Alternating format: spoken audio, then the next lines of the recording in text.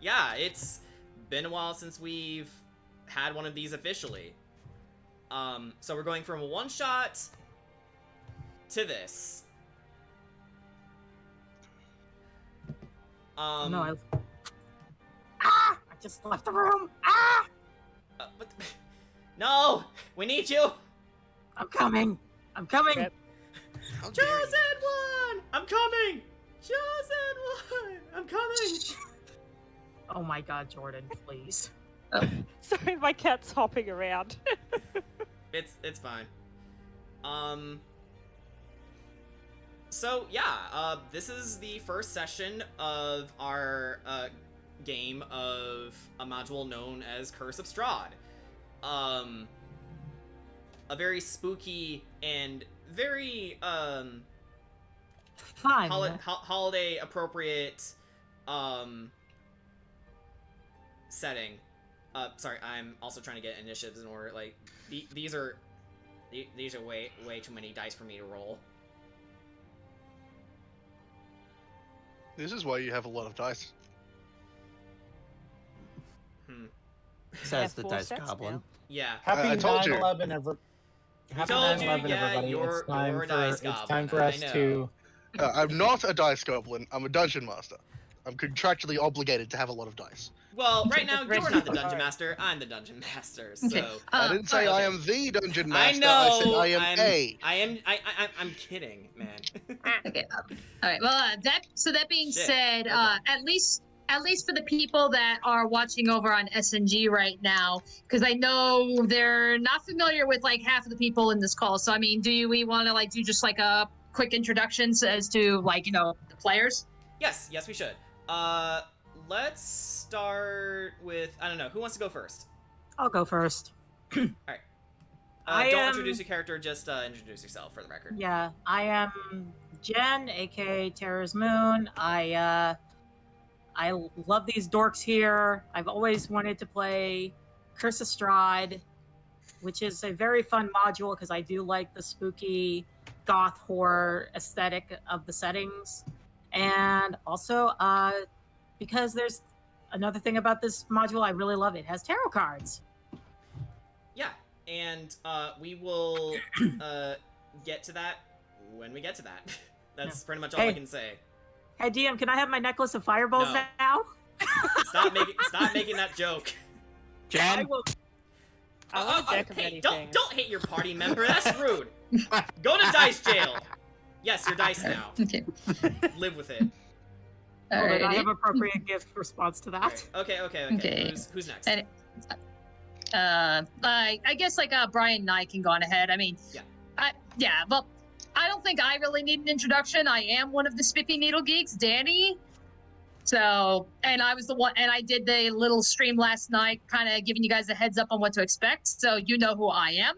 I'd like to think you know who Brian is, but fuck it. Go on ahead and introduce yourself. yeah, hello, I am Realm Wars II. I used to just typically be a Spiffy Needle guest until eventually I was promoted thanks to the Ori and the Blind Forest playthrough. Currently, we are still recording for the Will of the Wisp playthrough, but I have played some things of D&D here and there, mostly on Jordan's page, but yeah, this is also the first time where I am also going to be showcased on SNG doing some D&D stuff. Yee.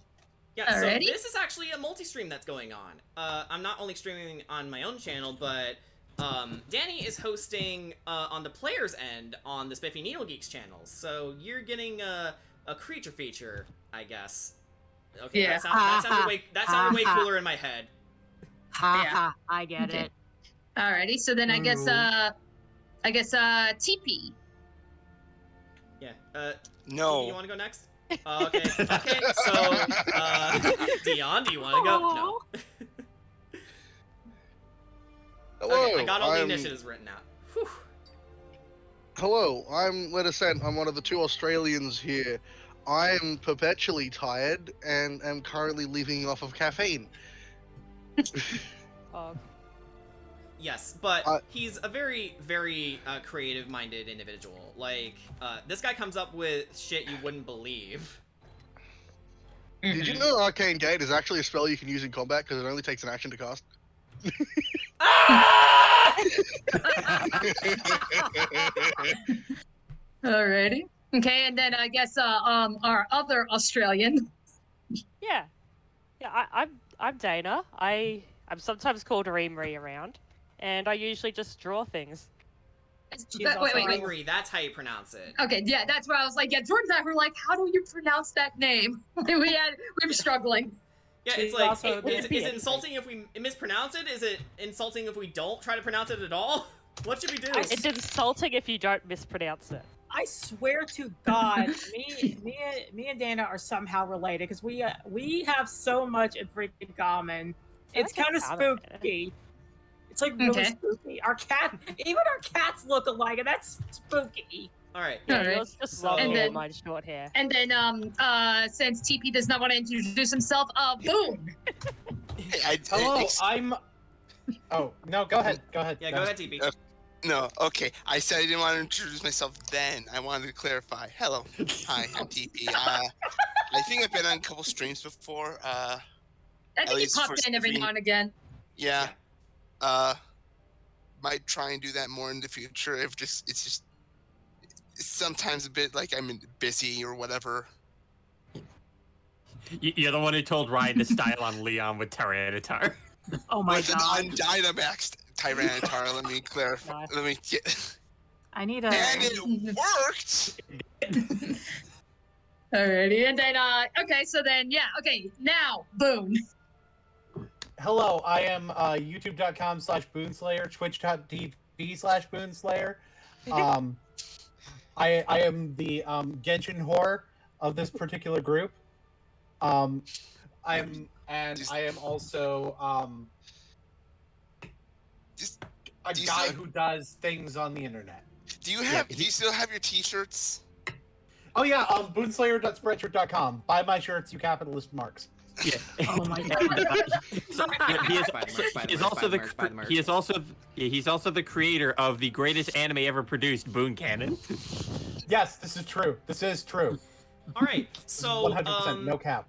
now that we have our basic introductions out of the way, let's close Roll20 for just a second. Not actually close it, but let's show off what exactly these people look like for those who haven't seen No. them yet.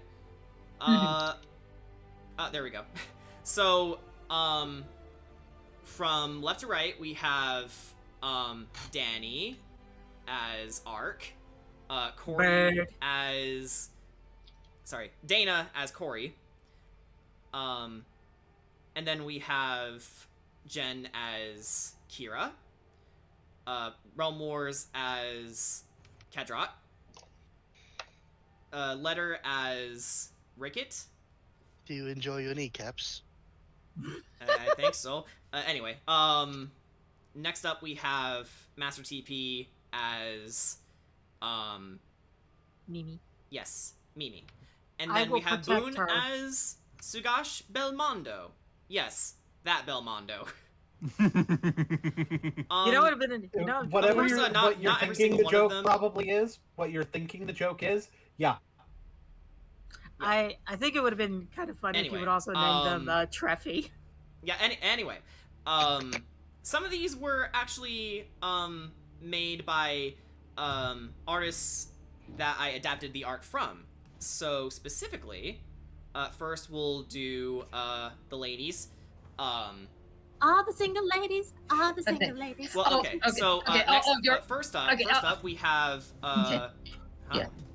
Oh, I was just gonna say FYI because I know you've got all the art assets and I don't. So I guess for everybody watching on SNG, if you want to see some of these other art assets that I don't have access to, you can always double check on Jordan's Twitch stream. It's the Kooky Celtic. Yes. It's on Re-upload Twitch. mine too, if you like. So anyway, first we have Arimri. Is that how you pronounce it?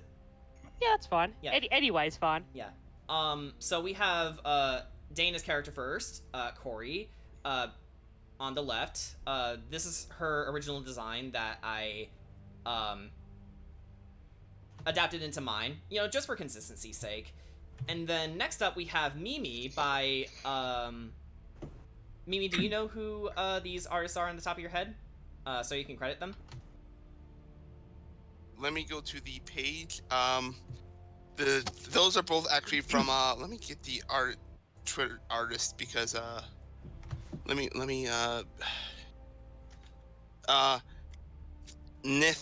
Nathan Stev V7AHO on Twitter. At NATHANSTEFV7AHO. All right. And then, last but not least, we have Sugash, who was made by Boone, if you'd like to give the name of the artist. ZD the Wizard, aka at ZD777 on Twitter. Yeah. I'm very good at plugging things. I'm really good at it. So yeah, if you guys want to support these artists, please do so. They all do incredible work.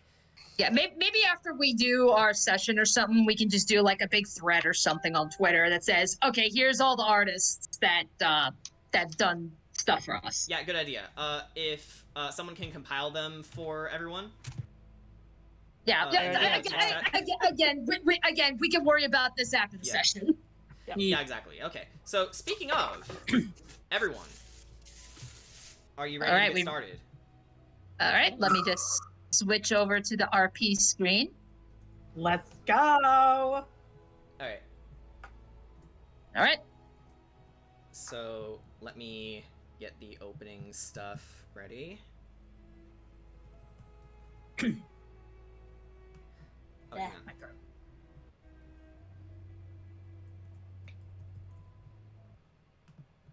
Man, that was the wrong one. Whoopsie. Red bot. I already got it.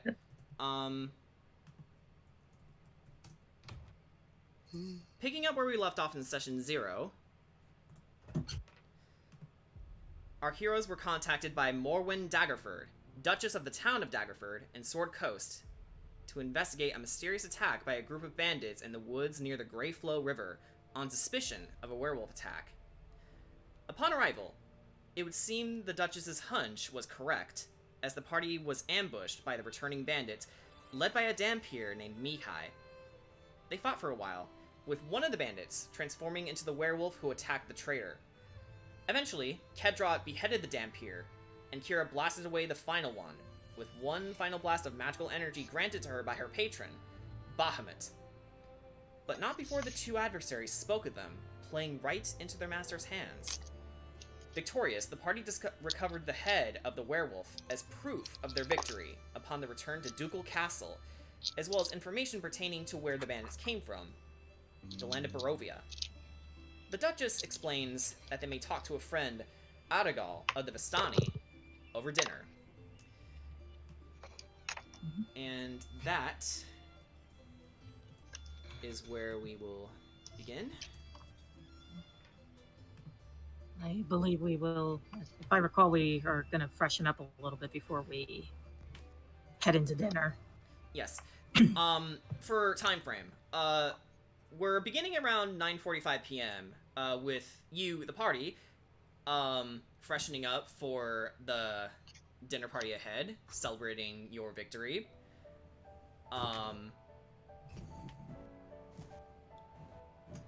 You know, putting on your best faces, prettying yourself up as best you can. For some individuals like Ark, that's a little harder than others. Hey, I can still preen. I want to now imagine Ark in a suit. Oh, I love it. I want out of it. It just barely fits, yet it still looks good on him. It's really tight. Kira is washing her face, kind of brushing her hair, gotta look presentable. And she puts on her signet ring. I use a nail file on my claws. Oh, I'm just imagining that image, like, in every cartoon ever, it's just... Yep.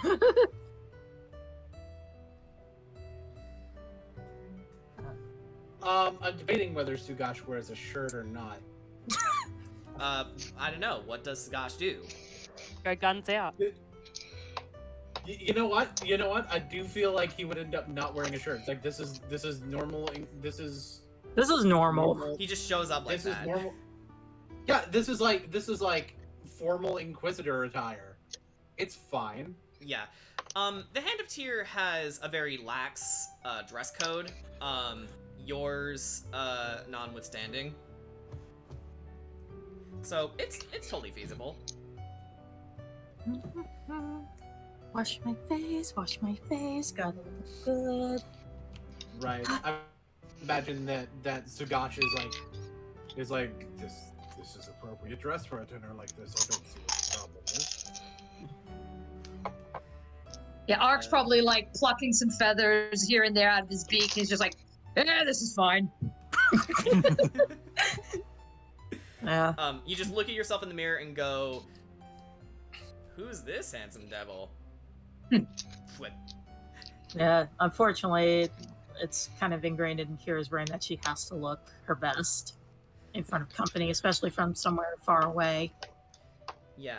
Reasons you have yet to divulge the rest of the party in, for now. So you all get ready. Ricky is just trying to find a place to hide his knife in normal clothing. Okay, so one of the servants, he walks up to you and says, "Oh, hello. He points just down the hall. You can put your weapons and armaments in the guest bedroom." Okay, Oh no! I mean, he's trying to keep it on his person. Okay, so he just confiscates it away from you and says, not at the dinner table, young man." Oh, that can't make him happy. Yeah. So, you all gather at the dining hall. Do they try to confiscate? Do they try to confiscate Sugash's scarf? Well, given that there is a dart on it, you could probably just clip it off and then leave it in the...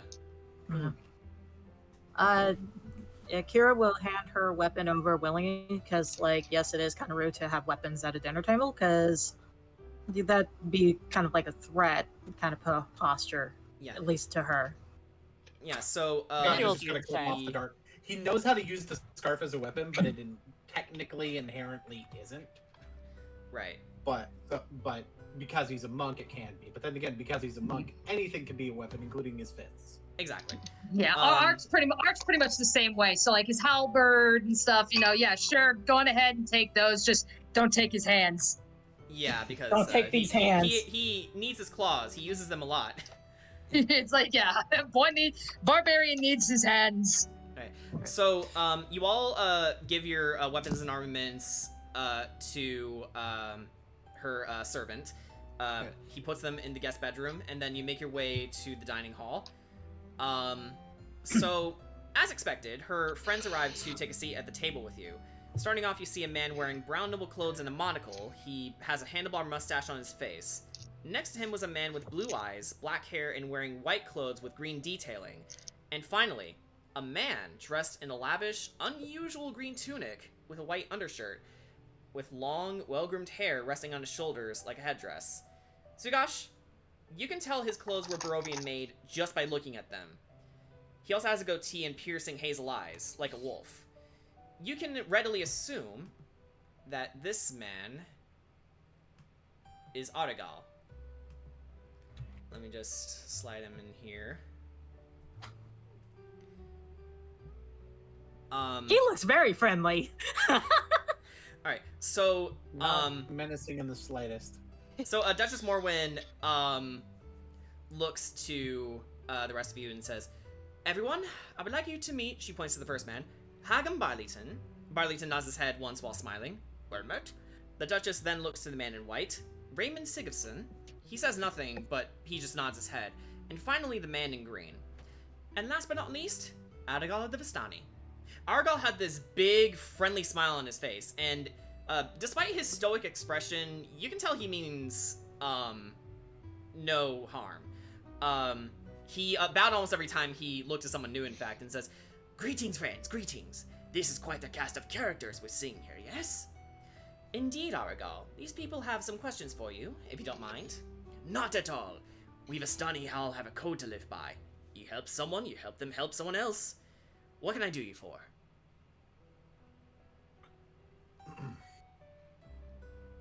Well, Mr. Artigal.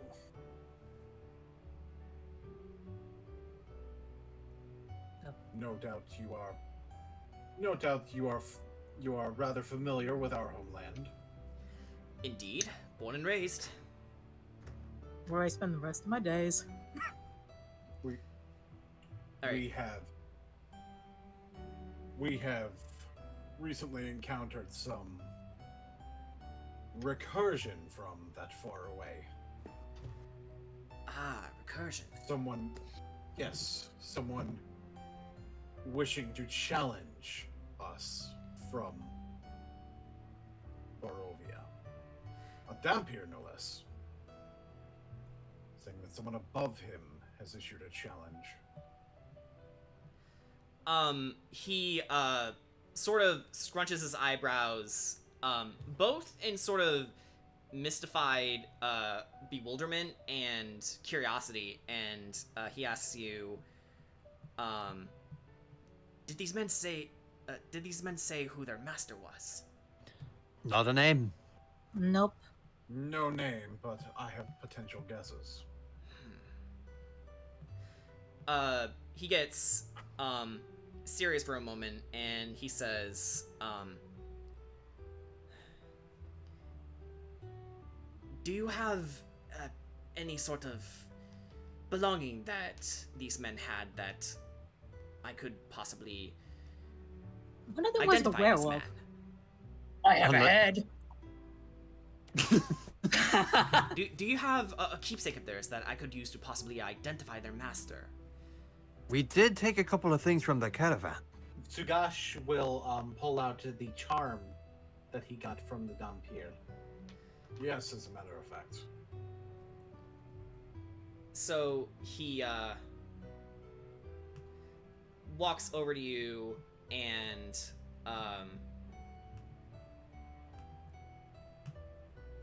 takes a look at the brooch, and you can almost see that his face is turning a bit pale, and he says, Barovia. Yes, those men are from Barovia. They work for a dark master my people have tried to flee from years ago. And it would seem they found their way here. Do you know the name of this man? It cannot be said here. Abruptly he started walking out of the room, and he honestly looks sick to his stomach. And Duchess Mormon says, just where do you think you're going? And Argal says, something has come to my attention. And then he looks to you all and says, please, meet me in the Wandering Gargoyle Tavern in Secumber tomorrow. All right, we will meet you later then. That was certainly a sudden exit. The Wandering Very Gargoyle. strange. Do not forget it. There is something I must give you. Something I must tell you. Then he turns and nods to the Duchess. Excuse me, Duchess, for leaving so rudely. Please, enjoy your dinner. And our, Duchess Morwen says, all right, Aragal, take care. And take care of each other. And then with that, he takes his leave. Duchess, do you know what might be Corey, what are troubling you him? doing? That's why I thought. No, anyway. I forgot that it shows it to you. I said it so no one else could see. Ah, okay. You're the only one who could see that. Yeah. Oh. Alright. I was Anyway, messing around with the let me ruler just- again. Let me just zip back up to the proper notes. So, as you all watched Argal leave in a hurry, one of Morwen's friends, Sigurdsson, he just looks blankly, blinks, and says, well, that was rude. Normal for him. And just as quickly as he left, you heard a couple knocks on the door. And, Morin, lights up and says, Gibson, could you get that, please? Gibson, her butler, bows and makes his way to the front door. Right to all, madam. Thank you. And, she finally takes a seat and looks to you, Kira. By the way, I know who you are. Kira Faye. That is what you call yourself. But I know better than to take aliases at face value, especially when it's the Princess of Verdis Lenora, Kira Kirasame. And pouring in, Kira, you suddenly see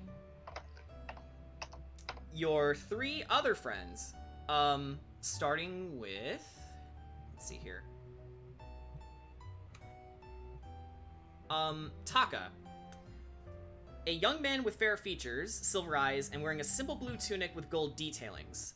He's around your age. And he makes his way inside and says, hey, Kira, sorry to spoil the surprise, but she kind of weeded the answer out of Arissa. And after him, you see a young woman with short black hair, pale skin, and red eyes, wearing a simple black dress. And Right. Internet, are we good? Oh, did you get that? Okay. There's internet troubles. Yeah. Your friends are pouring in, starting with Taka. I'll read it again for your sake.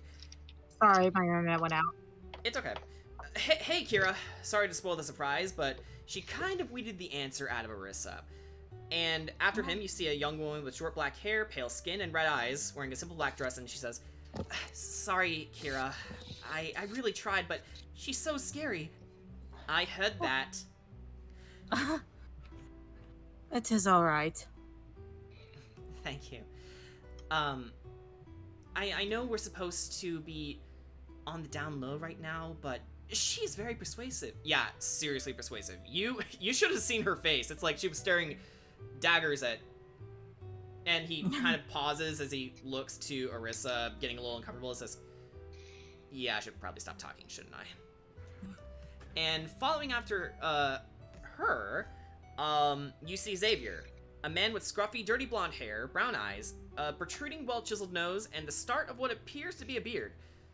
And he says, we have arrived, Duchess Morwen. Thank you for inviting us to your home. He bows a bit, but the Duchess holds up a hand and says, no, Xavier. We don't do that here. She gestures to the empty seats on the table, and they take a seat. Kira obviously sits beside Taka. Mm-hmm. And Taka sort of looks to himself and starts whispering, wow, I got a lot of people to embarrass. I'm so underdressed. It's okay. I mean, look at me. I'm still wearing my traveler's clothes. I mean, easy enough for you, Shorty. Will you quit? Oh, come on. Well, I'm not that short. I'm not that short, okay? Corey's right there. Jury's out on that one. Yeah, but rather tall for my species. Thank you very much. Jury's out on that one, but like, come on, you were born a fashionista. Me, I just look good with a sword and some armor, and all I'm wearing is just this stupid shirt. Oh. Sagash is Dwayne Johnson right now with a raised eyebrow. So since all of her friends are here, she's gonna finally announce of who she really is. And yeah, since she kind of already knows who you are, you can tell that Morwen is a very intricate and detail-oriented woman. Like, she has an eye for detail. yeah, and I imagine she understands where Kira is coming from for what she's about to say. Yeah. So she's kind of nervous, but she has her signet ring on, which is the sign of royalty or nobility as well. So she rises up like, my friends, I can't thank you enough for allowing me to stay with you guys. And for allowing Corey as well to stay with us as well, or stay with you as well.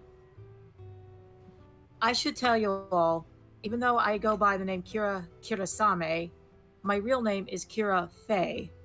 I come from the land of Virtus Lenoria. I'm actually the princess from that land. Me and Corey, Xavier, Orissa, and my beloved here, Taka, we all ran away from that kingdom because my father, despite is a controlling freak who wants nothing but power, wanted to marry me off to a prince I have never met in a faraway kingdom for military supplies. And of course, I wanted to be with Taka, and I don't want that for my kingdom to be turned into a military property. So, I ran away. Well, we all ran away. Until my dragon blood, which she goes into detail about the war between Tiamat and Bahamut and how she's related to the ancient gold dragon that fought alongside Bahamut those many years ago. That's a story for another day. Yeah. And how she could take the throne once her blood wakes up. And that her father can't say anything once that blood wakes up. Because it's automatically that the throne goes to the one with the golden blood. And sorry, go ahead. I certainly couldn't imagine that, considering your father is very hesitant on wanting military power. He's probably going to try to take you back knowing you've ran. Yes, it wouldn't surprise me if he's looking for me now. Why not To be kill him honest, before leaving? Sorry. Go on. Why not kill him before you leave? That would be considered treason. And she would be labeled a war criminal. And Exactly. So well, our- really, all of us, really, but mostly her. So with that said, Ark actually goes and kneels down so he can be eye to eye level with Corey. So you've known all this and you didn't tell us? Yes. I to be honest, I didn't originally go with them. I was on other matters, but I was sent by her mother to find the group. Yes. Yeah, well, we kind of followed after Kira after she ran away, because, she's our friend. It's kind of what friends do. We've been friends since... Childhood. Yeah. Xavier's like... It's crazy how the years just flew by. Yes. It's hard to believe that it just seems like yesterday we were only 10 years old when I met all of you. Also, And Duchess Morwen looks to you and says, well, if you're going to establish a new kingdom, I would suggest starting it somewhere far, far from the Forgotten Realms. Somewhere where your father can't reach you. Oh, I'm planning on taking the throne back. I am going to get rid of that arranged marriage tradition before he uses it to his own benefits. That Rather being said, admirable. that being said, though, I doubt starting a kingdom will certainly be that easy if we have that kind of an army coming after this. Yes. And besides, it would put me in great favor of my god. Well, me and Corey's god. If I take back the throne. Without using violence. Ori pipes up and says, well, from what Duchess Morwen told us, you seem to have a pretty strong group here. Yes. But I'm just waiting for my dragon blood to wake up. Yeah, that's true, yeah. And when can we expect this to happen? I do not know. I talked to Bahamut about that, and he told me that it's only when I'm in grave danger that my blood will wake up. I see. I can relate. Thus the lifestyle of an adventurer. Exactly. And no one get any ideas to throw her off the cliff. You can tell Sigism is trying to stifle laughter, because that kind of threw him off guard for a bit. And Duchess Mormon says, well, whatever you decide, I would say that you are in good hands, Princess. Thank you. she looks around the table and asks, Gibson, where's our final guest? And he pops up and says, "Oh, I'm just letting her in. Madam." And Xavier and the other sort of look to each other and says, "Oh, another guest? I didn't know anyone else was coming here." And Morwen looks to you, Kedrot, and says, "Now, I believe our next guest should be familiar to you, Sir Kedrot. She's from Neopia like you. I believe she's from the province of Mirrodal." And right before your eyes... Oh my god. Oh, hello. You see a beautiful fairy with striking red hair with lime green highlights, verdant green eyes, and green sclera, wearing a light green tunic around. You know who this is right away, Kedrot. You know full well who this is. Lady Ellison? She smiles, spreading even more green across her freckled face with her lips, and she saunters over to you. "Hello, my champion. How have you been?" Well, I've been fine. I certainly didn't expect to see you come here. She curls up her wings like a cloak of sorts, and she takes a seat right next to you. Ark, if you could, give some room. I see how this is. Bird. Big beefy bird. Wait, hang on. Wrong. Bird. We must Okay. make room for There the we go. symphony. There we go. Alright. There we go. Okay. So she keeps her attention squarely on you. And Lady Morwen, sort of clasps her hands together, and she says, "Excellent. Now that everyone is here." She was about to say something until Gibson comes back, standing next to her, and she asks, "Yes?" And he says, "Oh, madam, dinner is served." And she puts her hands together, smiling, and says, "Thank you, Gibson. Excellent, excellent." And he turns around and shouts, "Bring them out!" And before you all came trolley after trolley of many different kinds of dishes. Fish, chicken, roast pork, as to be expected in a farming town as this, some pickled vegetables, clam chowder, salads, and even lavish desserts like rose pudding, meringues, and pies, both filled with savory meats and delicious fruits. Do you all dig in? Heck yeah. Absolutely. Yes. Sugachi's Once hungry again. boy. Once again, I am playing a character who can't eat. Yeah. It's like, yeah. Ark is probably gonna distract himself more with the silverware. Like he's gonna play with the prongs of the fork, maybe try to bend the curve of the spoon inside out. Like he's more preoccupied with that. Orissa sees you doing Ark this, is and gonna eat. Ark is gonna eat the silverware. Orissa looks to you, Ark, and goes, "What are you doing, sir?"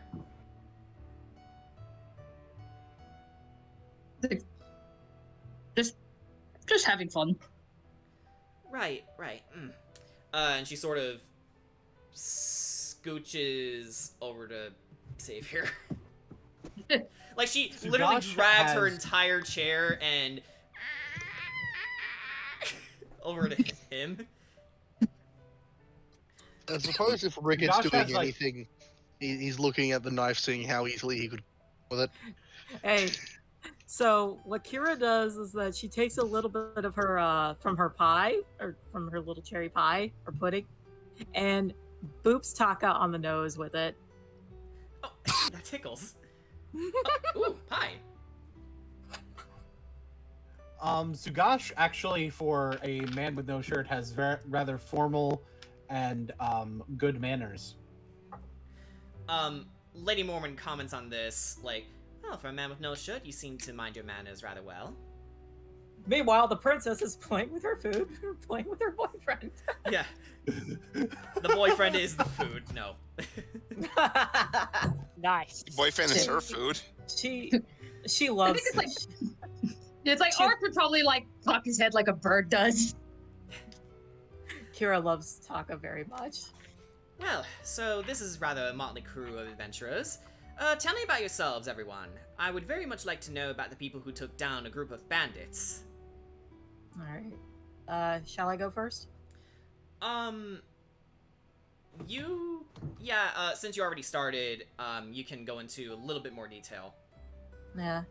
So, well, I'm hoping to, outside of, being running away when trying to get my blood to wake up, I'm hoping to gain more power and experience of being a great healer. So that way I can help heal the sick and the wounded. And I think you will find that experience in many spades, I would say. Wouldn't you agree, friends of Kira? Oh, absolutely. I get stabbed a lot. The life of an adventurer. She certainly held her own against the bandits. Yeah, I'm sorry. By the way, Kedrot, I'm sorry for scaring you with my Eldritch Blast. Would you believe me if I said that I face scarier? It would not surprise me, but at the same time. I guess we can take that as a segue for Kedrot to talk about himself. Would you like to go? Right. So, I am Kedrot, and I hail from the Kingdom of Maridel. And I serve underneath the Earth Fairy Goddess, Illison. Illison wiggles her fingers. Can I roll a history check to see if maybe I've heard about her? Yeah, you can try. Okay, let me see what my history is real quick. Ah! Computer, please. Okay, my history. Okay, it's a +2. All right, that would be a 19. A 19 will do it. Kedrot actually goes ahead and explains her history to you, since, by technicality, if he's a paladin, then Illison Is a god. Yeah. Not Kedrot, exactly. Kedrot, if you would like to elaborate a little bit more. Right. I've taken on a couple of quests for Lady Ellison here, and after some time when encountering an Oathbreaker paladin who used to serve under her, I would eventually take them down after they threatened to terrorize the village I lived in. After she saw what I've done, that's when she decided to take me in as her new champion, which she's kept a very watchful eye on me. Not that I don't appreciate it. Illison sort of giggles as you're mentioning her in that capacity. And she says, "Don't get me wrong. It's because I care about him very, very much that I keep such a close eye on him. Plus, he is rather adorable." I could tell you treasure him very much. Very much so. Well, it's kind of like a weird parallel between Illusin and Kira, because they both have paladins that they really love.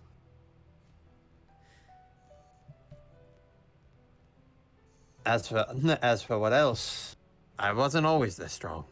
I actually used to be much more frail, and people used to treat me as a target as such. That Xavier isn't until looks enough. to you and says, "Really?"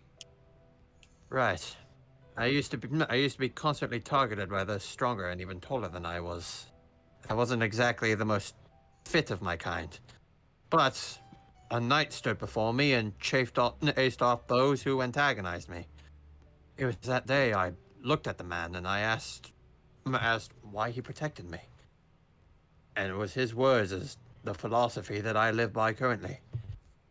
It's because I can't stand the idea of watching people be forced into fights in which they cannot win. Whether they be too weak, even if they be too short, maybe not even that smart. But to stand in as the added strength in which they need to overcome any battle. Some people, they don't need that in their life. Agreed.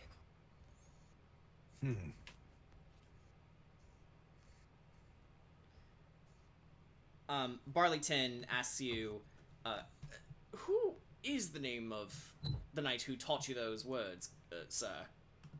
His name was Jiren, the greatest of all knights.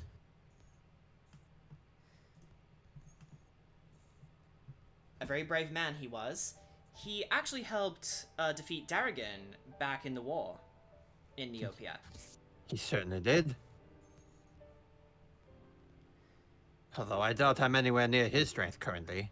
But that doesn't mean I should stop there. I'll continue growing, with Ellison always at my side. Motto to have. Oh, Kira just can't help but go, oh. Illusen even puts her hand on yours and gently shakes it a bit and says, "And he's made great progress since he came under my watchful wings, and ever since he came to live with me in the glen." That's the power of love. All right, try not to joke too much during RP sections. Sorry. Yeah. Sorry. But yeah, it's fine. Yeah. Funny enough, Lady Ellison, I was actually going to consider talking to you myself, but I didn't know you were here already. Not to worry, we can talk after dinner. First, we really should get stuck in. Right. Lady Morgan asks, who else would like to go next? Yes, I apologize for rambling too much. Oh, no apologies, Right. darling. Alright, so, who wants to introduce themselves next? I guess I will. Bird. Okay. Food. All right. Let's see. Well, not much to say about me, I suppose. You know, I just woke up one day by myself, and I don't really know anything before that. Ooh, I mean, it's like- mystery. I suppose. But fortunately, I was found by a traveling clan. They were kind enough to take me in, and they need some muscle to protect them, and that's pretty much what I provided. Oh, and that pissant excuse of a beast that was terrorizing you guys. You're welcome. Both of Morwen's friends and Arissa just all nod and go, yeah, okay, we believe you.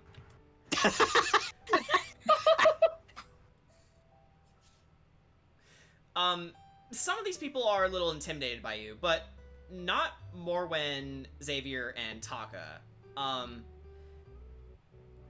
Because they've had plenty of experience working with men of your stature and strength.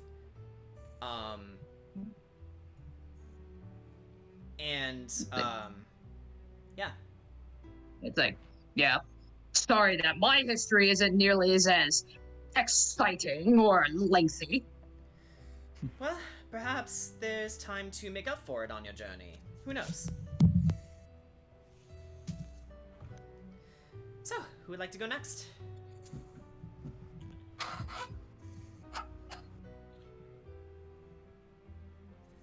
I suppose I could. Yes, the little kobold friend. Xavier pops up. Best friend, actually.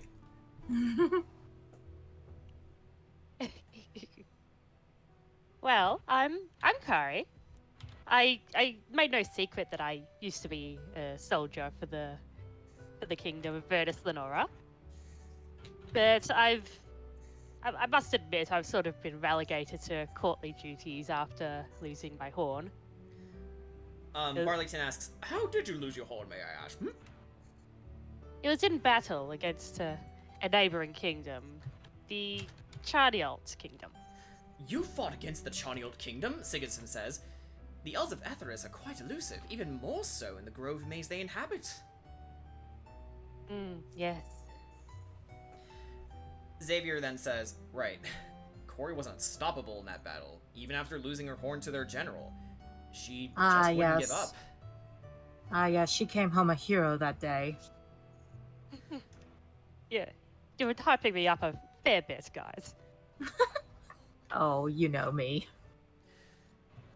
Yeah, I mean, Really, it was nothing, and I'm quite out of practice now. it was nothing. Spoken like a true hero. I mean, you're only doing this to yourself, Corey.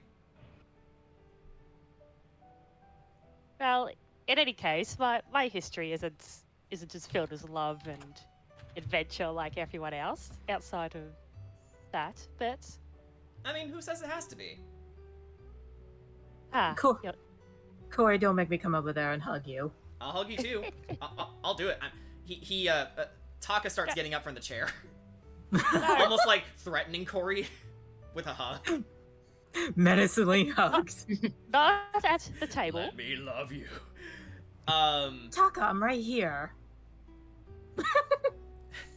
Yeah, I know. And you're still short. I am not. You were very short. And Kira. he just sits back down and gives Kira a quick peck on the cheek and says, "You know I'm just messing with you." I know, dear. I know. She gives him a kiss back. Oh, Absolutely okay. tiny. I didn't think I would get this far. I love you. Love you too.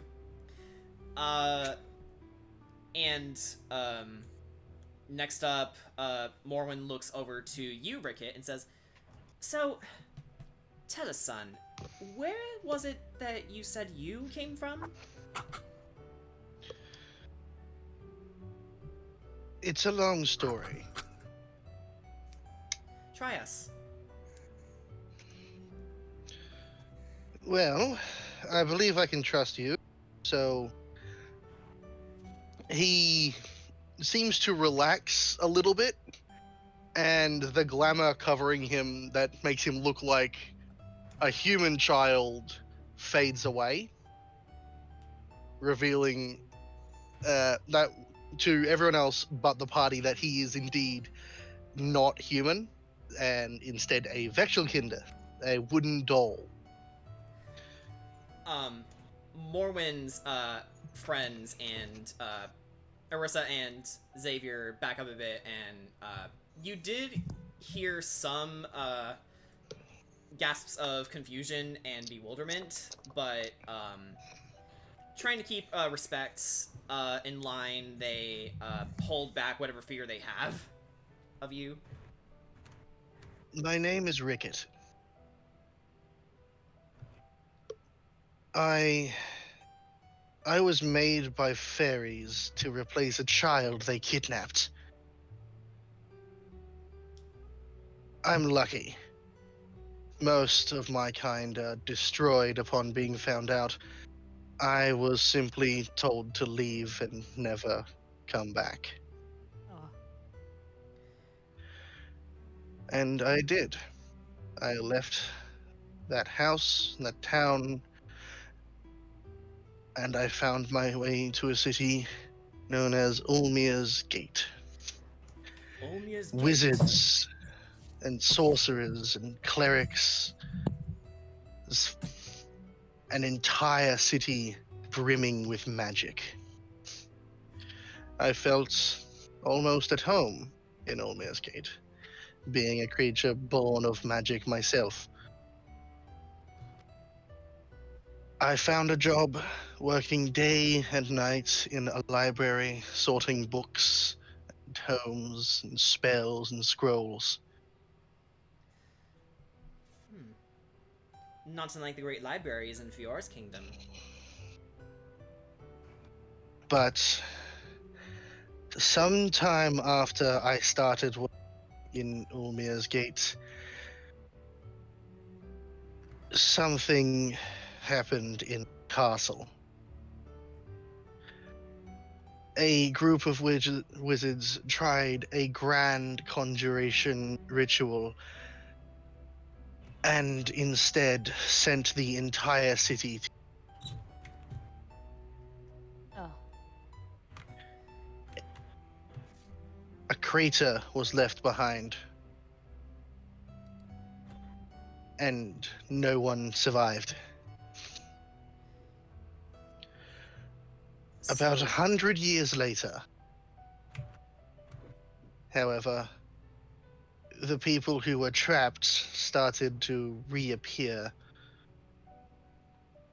looking like this. He says, gesturing to the glowing areas of his body. Illison takes note of this and says, it appears to be some kind of planal distortion effect going around you. That's exactly it. We turned to calling ourselves the disembodied. We are trapped between the ethereal and material plane.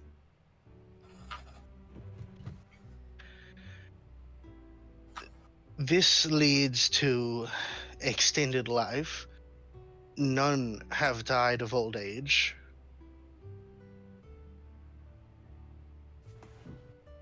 And makes us extremely vulnerable to creatures who live on the ethereal plane, having parts of our body permanently stuck there.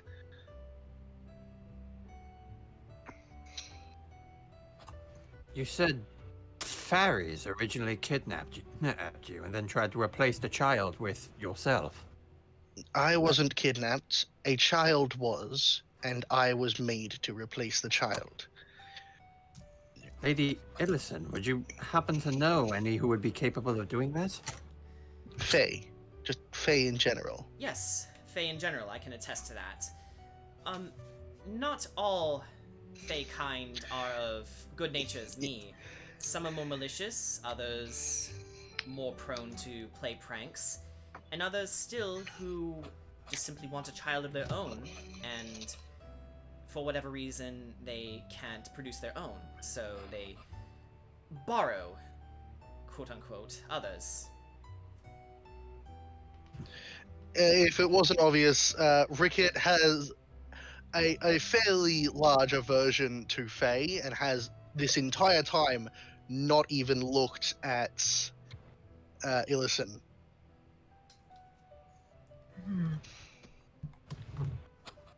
Admit, I was wondering about the glowing situation during the bandit fight. And, What? Sigurdsson then asks, so you're from Etheris? So far away. I appear to have been stricken with one I seem to be able to place on others. I tend to disappear and reappear at random. I don't know why, but I've shown up here. Huh. And, Perhaps the magic of the Fae that brought me to life has become polluted with the ethereal plane's raw power and has corrupted my form some. Duchess Warman says, well, whatever the case, I would say that you're lucky to be part of such a capable group of people. Perhaps one day they might even be able to restore your original form. Or perhaps not. This is my original form. You cannot fix a displacement unless you have as many powerful conjurers as were in Olmir's Gate. I'm going to be like this for the rest of my life, and I've come to terms with that already. Well, even so, we live in a realm of possibility. Try not to rule it out. So, moving on, Doesn't seem too bad. who else would like to go?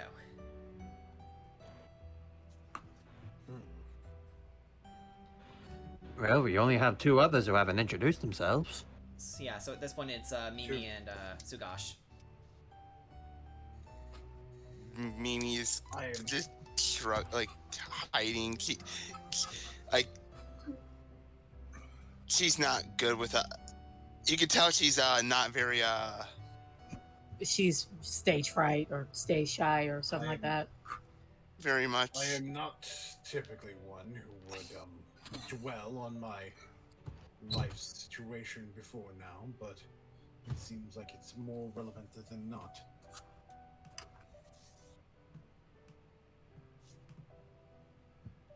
I am Stugash Belmondo of the Hand of Tyr.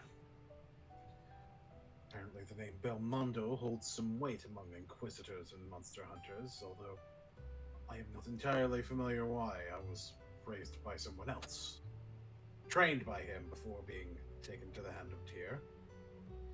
Learned one of the rarer fighting styles among the Hand, the Kasi with fighting style.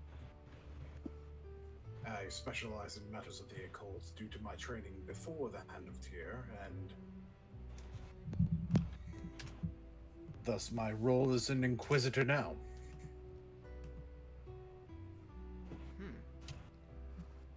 Quite a prestigious history you have there.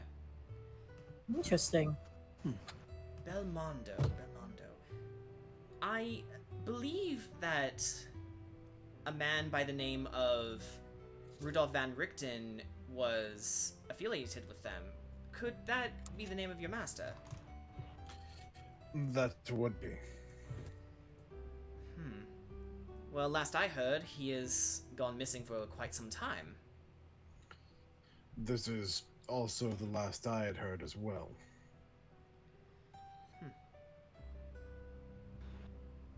Questions upon questions for both you and Ark. I trust wherever the road takes you next, you will find answers to both. Possibly. I find that personal questions are slightly less relevant in most cases than questions of what I'm currently dealing with. Although they have a tendency to intertwine from time to time. As all good mysteries do, says Barleyton. There are many roads, and sometimes they lead to the same path.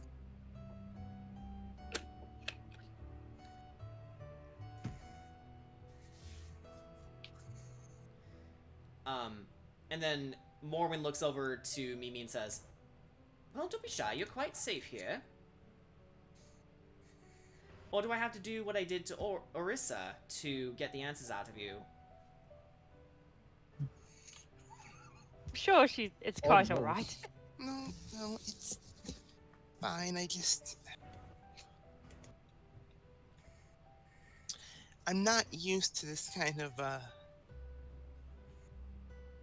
reception.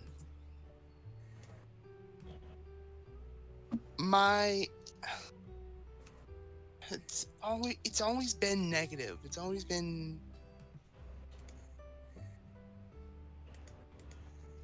scorn, disdain. So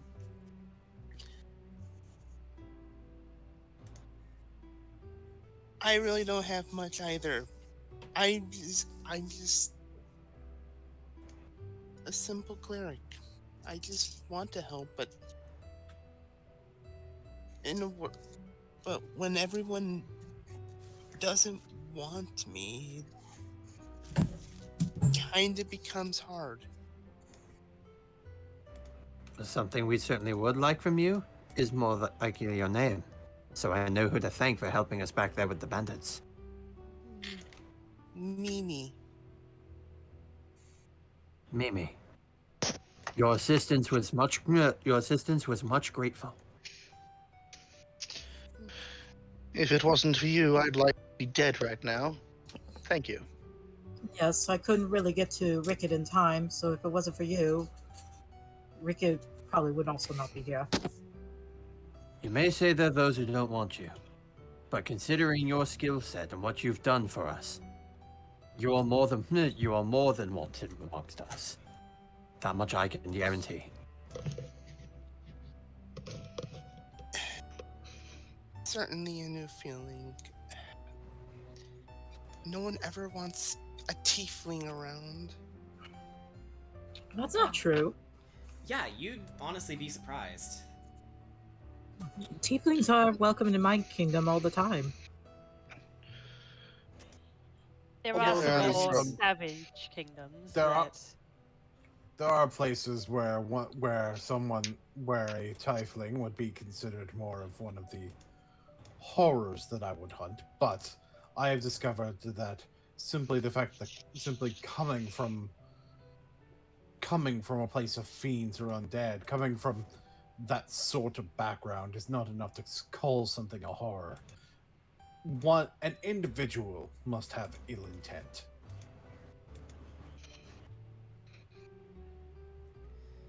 Precisely. Yeah, you just spat straight facts there. Or as I like to call it, the friendly werewolf. Orc. Werewolf. Something tells me I'm gonna use that in the future. You don't mind if I steal that, do you, Mr. Belmondo? Not at all. Nice. I suppose if we have time and time later, I can tell you the full story for why I call it that. Oh. And then, the Duchess looks to you all and says, I was wrong. You're not just a motley crew. You're the whole package. You work quite well together, if tonight was any indication. And I expect you all to work quite well going forward when you meet Aragal. So, allow me to wish you the best of luck. And Sigurdsson, Barleyton, and even Ilusen all pretty much say the same thing. They wish you the best of luck, and then just before any of you can respond, Taka gets up from his chair, and Barley says, how rude, sit back down. When suddenly the Duchess holds up a hand, wanting to see what happens next. And then he looks to you, Kira. What is it, Taka? Stand with me. Alright, Kira stands up. And then as soon as you do, he takes her hand. Kira, we're so far from home, and I don't know if or when I'll get the chance to say this. So screw it, here goes. He reaches into his back pocket and pulls out a small box, roughly the same size as his palm. Kira's eyes widen. Taka, are you? As long as I can remember, he starts taking a knee. You've always been by my side. Shooing away those jerks who bullied me, keeping me company in the stables, hang out with Xavier, Ori, Corey, and I, fighting together. I wanted those days to last forever. And then he opens it, and you see a small ring with a single diamond on it. Kira's face, like, oh my gosh. Her eyes, like, start getting watery. Like, Taka. She's relatively speechless right now. Wherever the road takes us, and whatever we decide to do about your dad, and Virtus Lenora, and everything about that, I want to do it with you, by you, and... Taka. You have always been by my side, and I will always be by yours, no matter what happens. That's never going to change no matter what, even if I don't take the throne. As long as I have you by my side, I will always be happy. No matter what. Me too, Kira. So do you kiss him? Oh yeah, she kisses him. And as the two kiss each other happily, everyone gives a round of applause, and then Ilusen sort of wipes the tears from her eyes and says, I have been part of many incredible unions, and I can never get used to the sight of two lovers risking it all to live their lives. And... So sweet.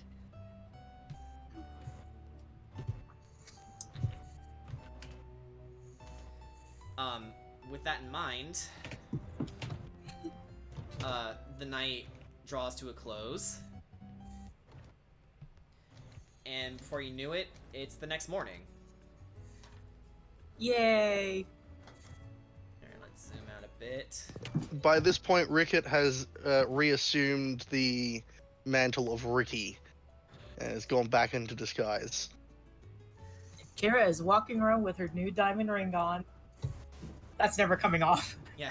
And Taka sees you ogling it and says, hopefully that isn't, like, too much. Like, I had it custom made, so... Taka, you shouldn't have. I know. I wanted to. Oh. Everything that you ever give me is just always a treasure. Well, that makes two of us. You're my personal treasure. And you're my throne. Wait, that came out can I get a run back? Can I get a run back? No, you Nice. can't. No. You're not there. That's Taka speaking. I was about to say, honey, if I'm your throne, then you better believe I am the best throne you're ever gonna sit on. Again, I didn't think I would make it this far. He starts gesturing to the door. Should we meet everyone outside? Yes, I believe we need to meet up with that Argo fella. Yeah. If we're all going to leave the town, we should probably make our way towards the farmer's gate. Yes. Okay, let's go. And then, he... hang on. Kira also takes Taka's hand in her hand. Yeah, he starts, making his way, through the town, like, roughly around here. So... Alright.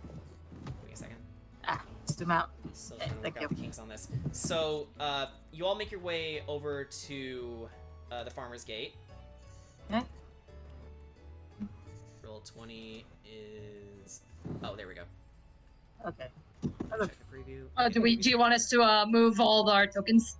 Yeah. Where the frick did my token go? Oh, I think Corey swallowed it.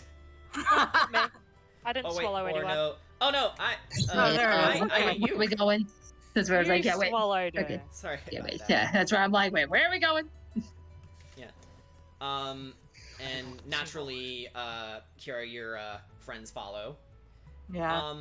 And Kedrot, just as you were making your way outside, she takes you by the hand and says, Kedrot, hold on a moment before you continue. Yes, milady? She takes your hands and slips a beautiful pendant fashioned in a green gemstone in your hands. I had a premonition about your quest, as it were.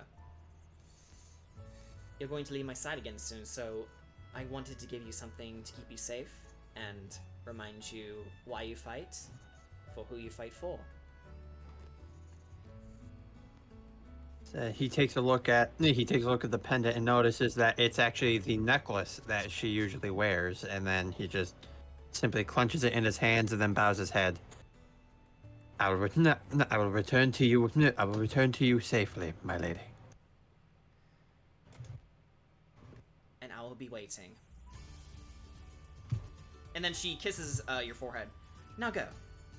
You have a town and a meeting to attend to. Right. Lady Illison. She looks to you, obviously starry-eyed. I'll be contacting you a bit later about something. All right. I will be making my way back to Neopia while you do.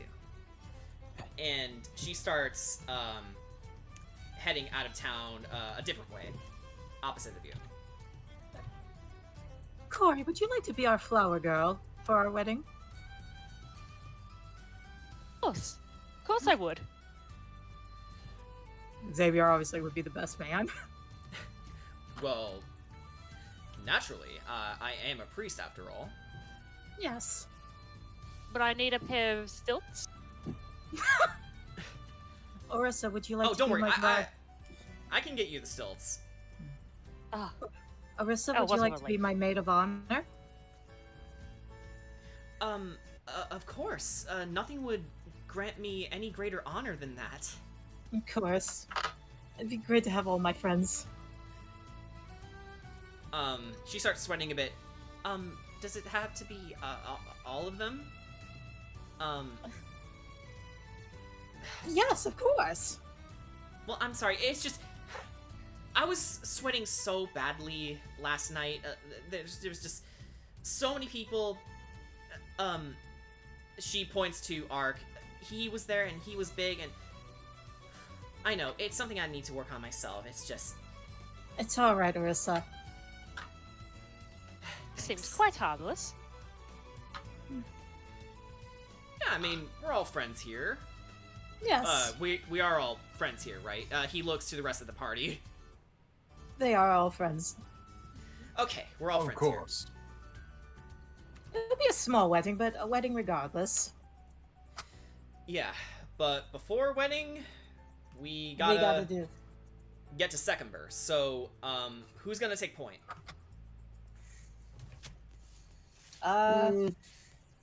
Do we want it to be Probably Ark? not the child. Do we want it to be Ark, Sugash? Yeah. It's like, I mean, or, I Fedron? could. One at a time. I was gonna say I could fly ahead. All right, so Ark Hold up. Ark will take point.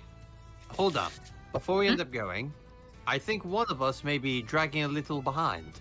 I look back and see Mimi is somewhere back there. Xavier's like, oh, yes, your tiefling friend. Well, don't be shy. Come on.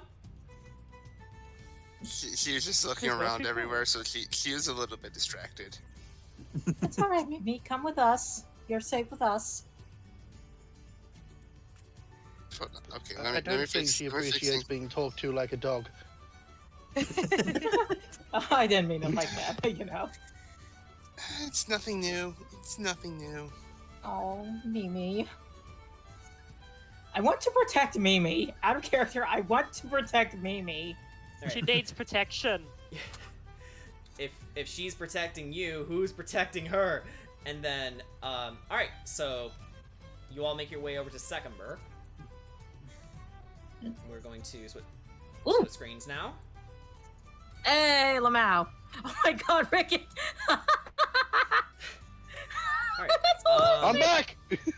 I'm back. Okay, so where are we? Where Where are are we we dropping, dropping? boys? Let me place the NPCs here as well. Okay. Okay. Just remember, Ark, you're taking point, Right. which means you will be the first person to. Wait, drop buff. There we go. Yeah. So, Taka will be next to you, Kira, obviously. No. So make your way up to the Rumble Market if you would. Actually. Okay. So okay, Orisa will be in the back row. Let's Oh. see. Rumble Market. Yeah. Yeah. Let's try to space out a bit. There we go. Okay. All right. Kira, where are you? Whoa. Preferably not all of us on top of the Yeah, same. not on top of one another, please. Here, I'll put myself to the side. Yeah. Roll 20 is being a bitch right now. Hang on. It keeps scrolling down. Ah, rude. Okay, there I am. I'm trying to drag my token down. Whoa. There we go. Okay. Yeah, it was like scrolling down perpetually. So okay. That was weird. I'll go there. Yeah, I'm trying to put my token on the board. Is it not dragging on? Drag your name over there on the. Yeah. Onto Okay, there we Yeah, go. there you go. Okay, Ah. okay, he's got it. Yeah. All right. So Yep. Party of tanks. let's see here. I love the name of that road. No Mercy Lane. Oh, that's good. All right. Otherwise known Goblin's as Flat. Goblin's Flat. Okay, so you all travel for about 2 hours now that we're finally here, arriving in the town of Secumber. It's a small town, peaceful and colorful, with its many gardens adorning the place. Once there, you all see a tavern called the Wandering Gargoyle. And then just for a point of reference, I'm just gonna... Oh wait, hang on.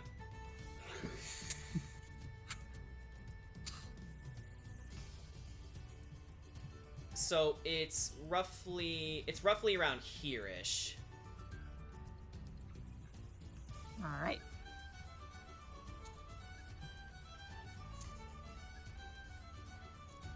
So you all make your way inside when you're met with the scent of alcohol, roasted meats, fresh bread, and the sound of chatter from the locals, eating and drinking and clattering their mugs around.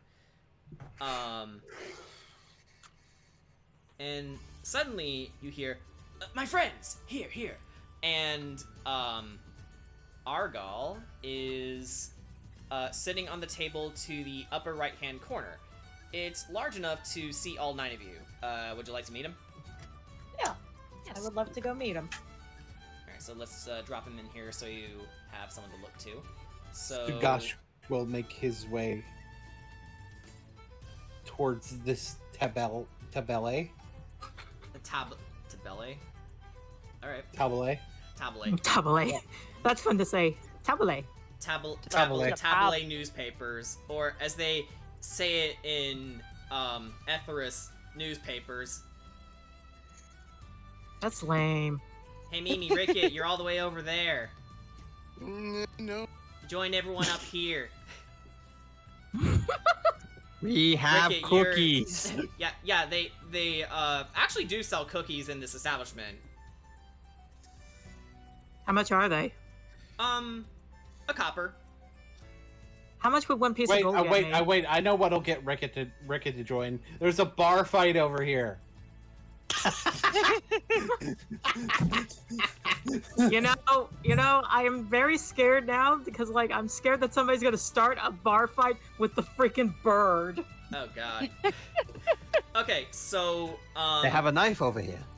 How much would one gold piece get me? Like, how many cookies would that get me? Oh, that I'm actually not too familiar with the conversions. How much gold would That'd be a lot of cookies. Yeah, it'd be a lot of cookies, obviously, but I'm half tempted. I'm half tempted to buy. You buy all the of their entire stock. I would buy all their cookies and then their bread. The cookies and the bread. Jontron means it is freshly made, so they can just make more. Yeah. I will buy all of their cookies and their bread, and I will give everybody a cookie. All right, so the barmaid brings an entire tub of table of cookies and bread and just sets it in the middle of the table. Argal just sort of laughs and says, "I like this girl." Eat, my friend. It's on the house. Thank you. And he takes a sip of his stout beer. So good. Now, take a look at this. He takes a letter out of his shirt, placing it on the table. Who wants to open it? I will open it. Unless somebody else wants to. Yeah, like I want to. You've been doing a lot of things. Yeah, let's give it to Sugash. Okay, yeah, yeah. Sugash. All right. Okay. So I'm just gonna Sugash will nibble. open the letter. Yeah. I'm gonna nibble all my cookies. I will DM this to you. Give me 1 second. There you go. All right. This is the answer you seek.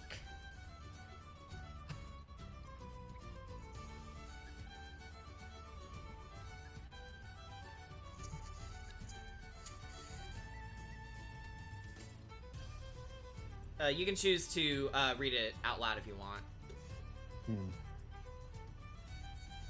Does it say?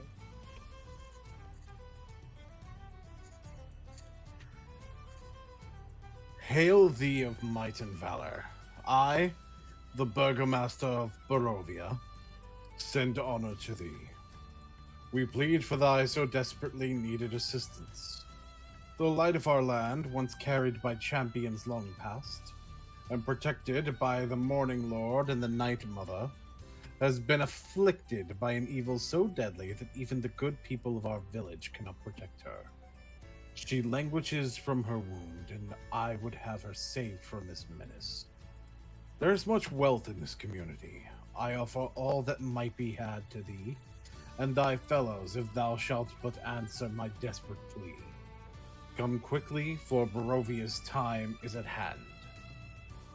Kulyan Indrovich, Burgomaster. And as you finish reading, Aragol says, I'll be frank. I've been watching you all. I've been listening to your stories closely, and I am certain, without a shadow of a doubt, that you are the ones Kolyan was pleading for. A fellow Vistani, a woman named Esmeralda d'Avenir, urged me to keep a close eye out for a strong group of travelers, for she plans to travel to Barovia soon to find her master, Van Richten, and take on the aforementioned evil. You don't say. The evil's name is Strahd. Spoopy. Ark like immediately perks up at that name. He turns his attention to you and says, Ah, so you've heard of him. Strange. I know I've never met anybody with that name, and yet I've heard it before.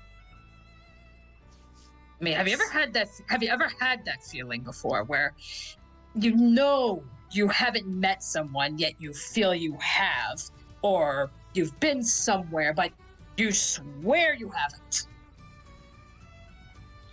My people Know the have feeling? that feeling every day.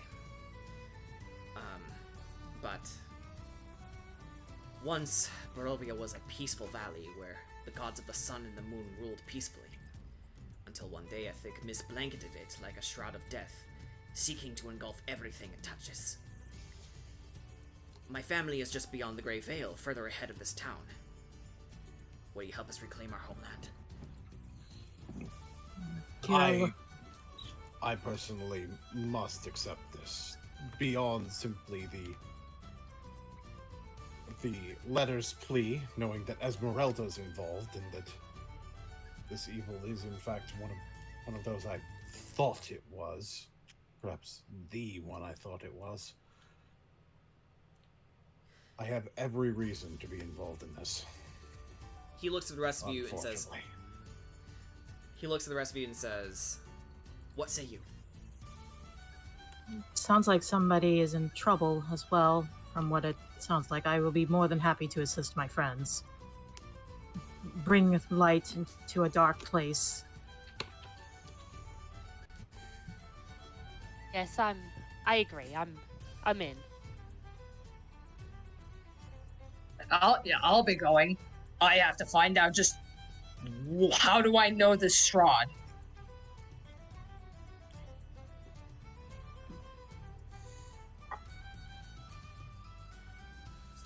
I will certainly be doing some consultance with my lady before going any further into this, but in the meantime, count me in. I understand.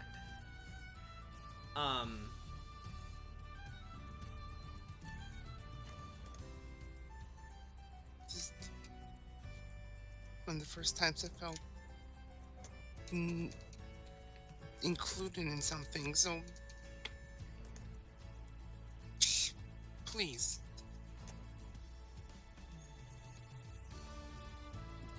Well, we could certainly use your healing capabilities. We most certainly could. Taka, Xavier, Orisa. Oh, you know we're all in. Because I know wherever you go, I go.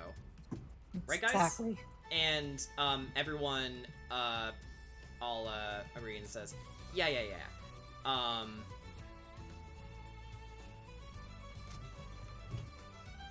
And then Aragol says, thank you.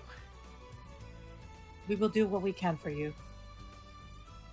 And with that, he stands up and says, right.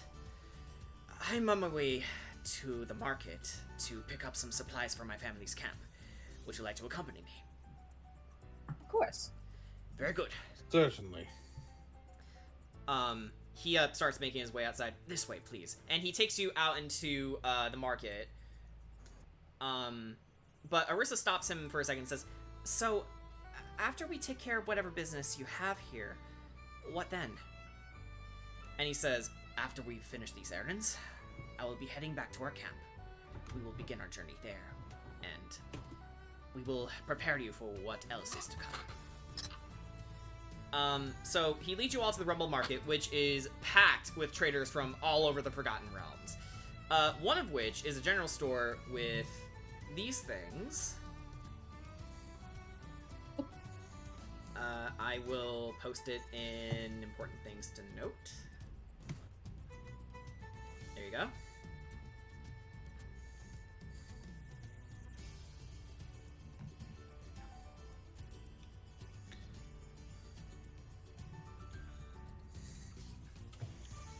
All right.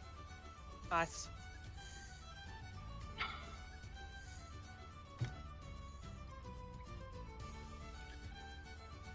But we can't Oh, live on cool. just cookies and bread. Surely not. Ricket's gonna pick up a few of those potions. Huh? A few? I will How many? take. There's 4 there, right? Yes, 4. Ricket will buy all of them. Oh, you're gonna take all of them? Alright then. Yes. Kira will pick up the rations. Alright, so that'll be 4 gold for the 4 potions of healing, and 3 silver for one ration each. Well, I'm trying to think. Since Kira bought all the cookies, like, can the cookies count as rations? You know what? Yeah, you don't even need to buy rations. But It's like if she you bought want all the variety of cookies flavor, and all the bread. if you want variety, Yeah, I bought. yeah, if you want variety of flavor, well, the cookies go bad in about 3 days, I'd say 2 or 3 days. Yeah, that's actually yeah. Speaking of, like, baker's experience, yeah, that sounds about right. About 3 days, they become stale. Yeah. Yeah. The rations are there if you want more variety, but I think for the sake of lenience, the cookie rations will be we'll count them as 3 days. 3 days rations, so this will be 7 more. All right. Ricket is going to hand off potions. 1 to Sugash, 1 to Cedrot, and 1 to Ark. Makes sense. Alrighty. Alright, so Kedrot, Ark, Sugash, you all get your own potions. Nice. Kira will also pass out some of the bread to the others as like little emergency rations. Okay, I love not needing everyone, rations. Boone did DM me a really good point. You guys have all been paid 30 gold each Ah, for yes. your job. Nice. Oh, okay. Yeah, Cool. so make sure to write that down. From 10 gold to 36. From So much money. 200 gold. Nice. Well, I already have 10 days of rations, so I have Yeah, infinite you days don't of need rations. that's Lucky. true. Lucky boy. Look, Lucky boy. Look, some of us need to eat. Lucky. Oh, that almost sounds Lucky like boy. Lucky. Okay, let me make a note here on. Okay, so the potions of healing have been bought. Alright. No. There we go. Good move to give the potions to all the people you can't really heal. Oh, That And- was the plan. And Although- also, yeah, go ahead. Although technically, monks can heal because. Oh wait, we're not playing Technically, with yes, Tasha's, are we? but also no. Right. We're not playing with Tasha's, are we? I mean, we are using Tasha's rules for some things, but, well, Do I have the quickened healing ability? Oh, wait, I don't. did you I write wouldn't it? have it yet. It's 4th. It's 4th. It would be 4th level. Yeah, it would be 4th level, so you don't have it yet. Yeah. But, also, there is still the, Dragon Chest set. Being the sleight of hand to play, I think Ricket might pick it up. All right. So That's fair. you pick it up, and that's 1 gold.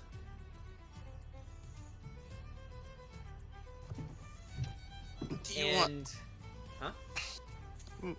nothing? All right. So with that in mind, I would say that you guys are prepared to go to the Vistani camp. What do you say? Yep. Yes. Nice. I think so. All right. Is there I don't think there is, but is there like a bookstore somewhere nearby? A bookstore. Given that the crowd is a little thick, even if there was a bookstore, you can't see it. And also, Taka is ushering you to follow with the rest of the party, going like, "Hey, Argyl's done gathering supplies. We should probably get going." All right.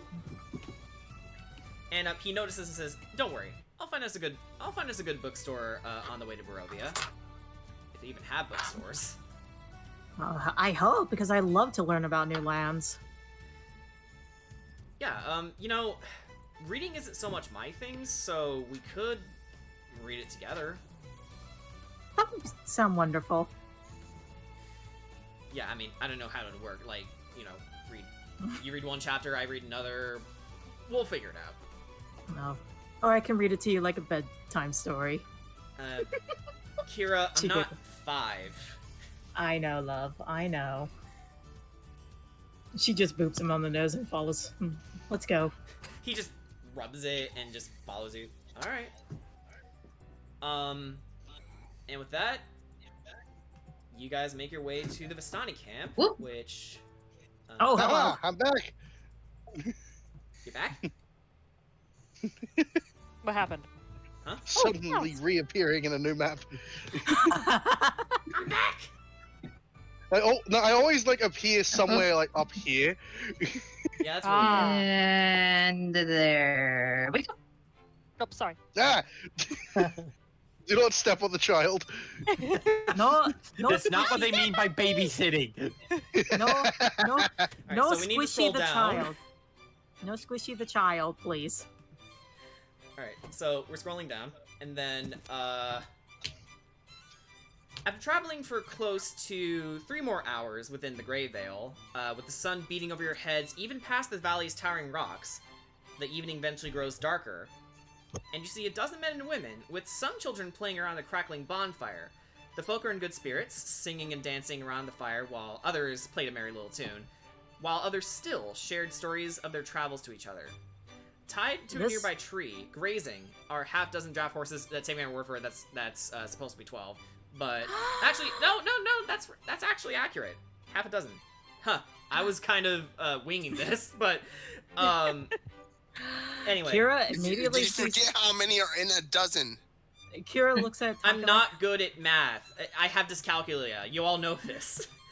But anyway, so Kira tied to a nearby immediately tree sees- grazing are half a dozen draft horses wearing homemade ponchos to keep warm in colder climates.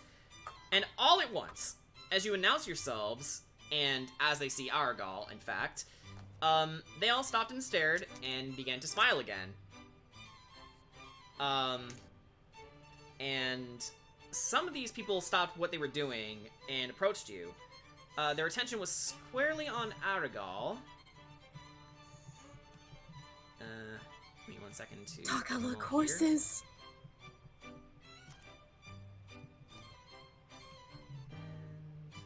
Alright.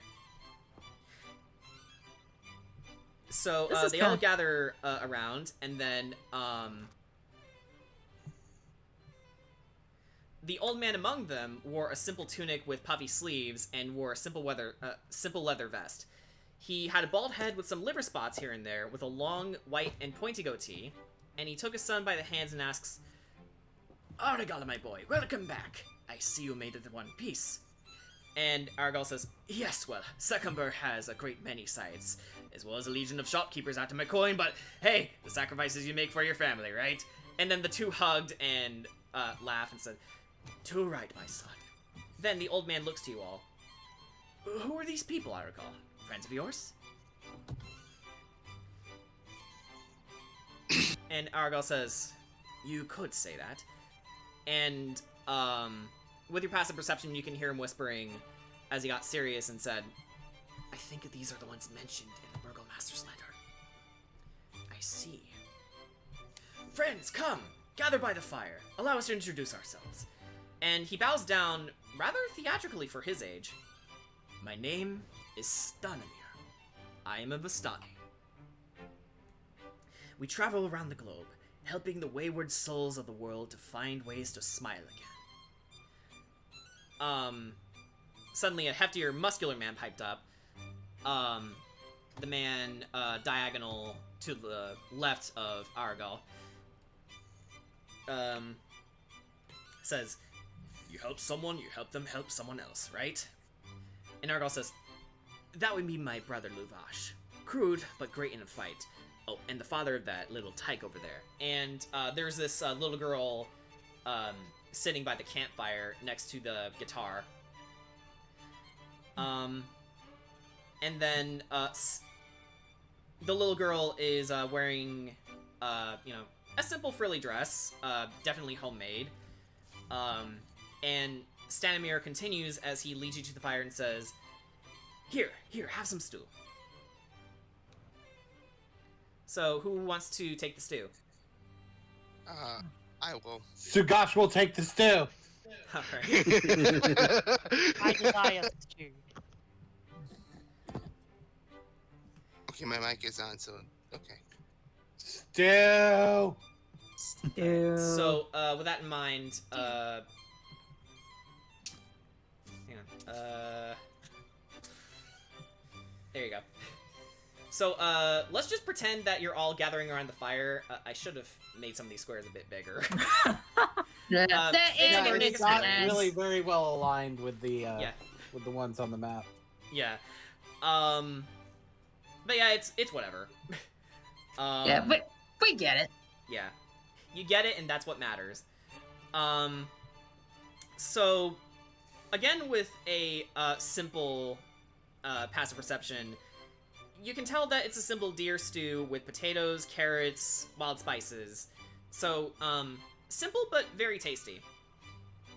And then Stanimir sits down and says, "Our people's history is long and storied.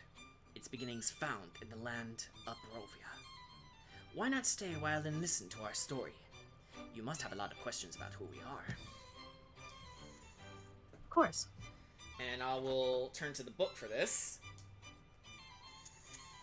Kira just nuzzles down against Taka. And Taka gives you a simple rub on the shoulder. Yeah. Also, she gives some of her cookies to the little Fastani girl. The little girl sort of looks at you and then back to the cookie, and she sort of looks to her father in approval, sort of raising an eyebrow, and Luvash, her father, just nods and says, "It's okay, Arabelle. These people seem friendly enough." And she sort of reaches her hand out, takes it, and then just sniffs it, takes a bite, and says, "What is this?" It's a, what kind of cookie it was? Oatmeal cookie, correct? Yeah, oatmeal. It's an oatmeal cookie. I got more if you want more. Oh, it's a fucking Anzac. And the girl, Fuck yeah. The girl sort of giggles and just continues eating it. Kira just smiles. Yeah. And so with that,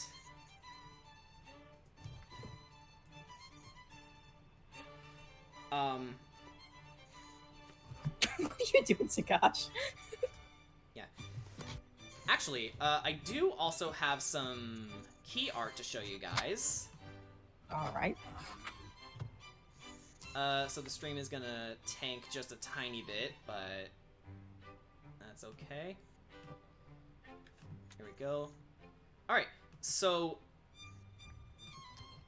with that... Ooh. Alright, So Stanimir fills his mouth with wine. Ooh. And then spits into the fire. Oh, yeah. Okay, yeah. I'm gonna save this key art so I can put this on my stream too. Oh, awesome.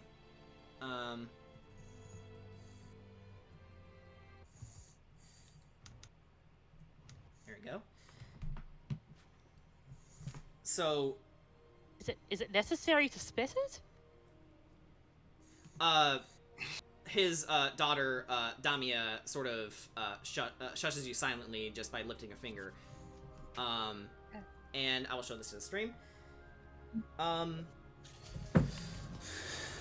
The flames turn from orange to green, and as they dance and sway, a dark shape appears in the bonfire's core. We come from an ancient land whose name is long forgotten. A land of kings. Our enemies forced us from our homes, and now we wander the lost roads. The dark shape in the fire takes the form of a man being knocked from his horse, a spear piercing his side. Samir continues, one night, a wounded soldier staggered into our camp and collapsed. We nursed his terrible injury and quenched his thirst with wine. He survived. When we asked him who he was, he only gave a simple name, Strahd von Zarevich.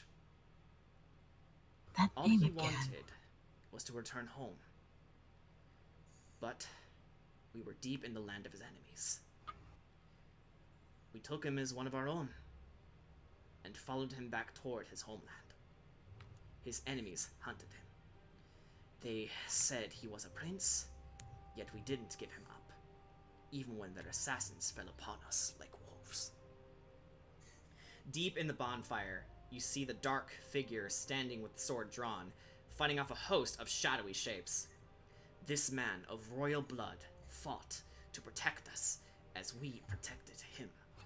We bore him safely to his home, and he thanked us. He said, I owe you my life. Stay as long as you wish, leave when you choose, and know that you will always be safe here. The figure in the dancing fire vanquishes its final foe, then disperses in a cloud of smoke and embers. Stanimir's face becomes a somber mask. A curse has befallen our noble prince, turning him into a tyrant. We alone have the power to leave his domain. We've traveled far and wide to find heroes such as yourselves to end our dreadlord's curse and put his troubled soul to rest. Our leader, Maid of Honor, knows all. Will you return to Barovia with us and speak with her? And almost as if on cue,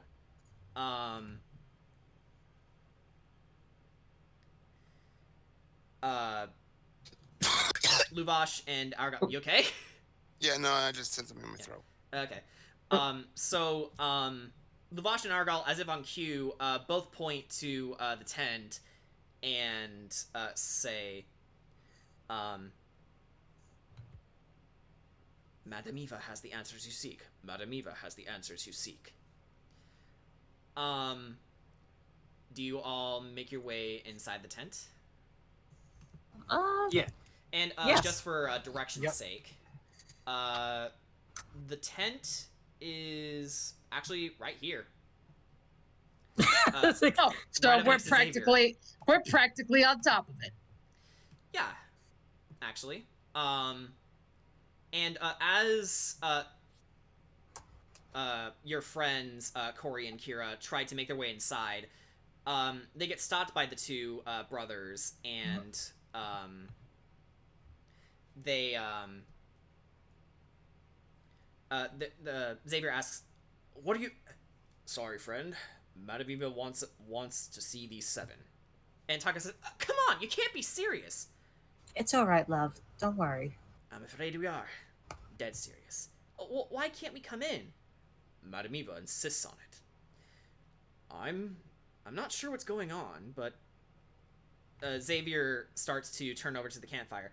But I will respect your decision. Come on, Ori. He takes her by the shoulder, and she's like, still protesting a bit, but Okay. Do not worry. See you soon, Kira. All right. And Kira's like, Kira, come on. If this Madame Eve is so important, I need to know about what you're about to hear. Right? I'm certain it will be fine. I don't know. We can fill you in afterwards, and Yeah, I'm here. we can fill you in after we're done. Plus, I'm very curious. Make a persuasion check. Who, me? Both of us? Yeah, no, just Kira. With disadvantage. Oh boy. Okay, let me get my 2 d20s real quick. Okay. I'm not supposed to be good at these. The lowest is 6. Okay, so, Taka is understandably disappointed, but, he just sort of nods and says, okay, I'll just wait by the fire, I guess. But first, can I have that dragon chest set, you know, that way I'm not too bored. I think you need to ask Rick at that. He turns to Rick and asks him for the set. Do you want to give it to him? Perhaps.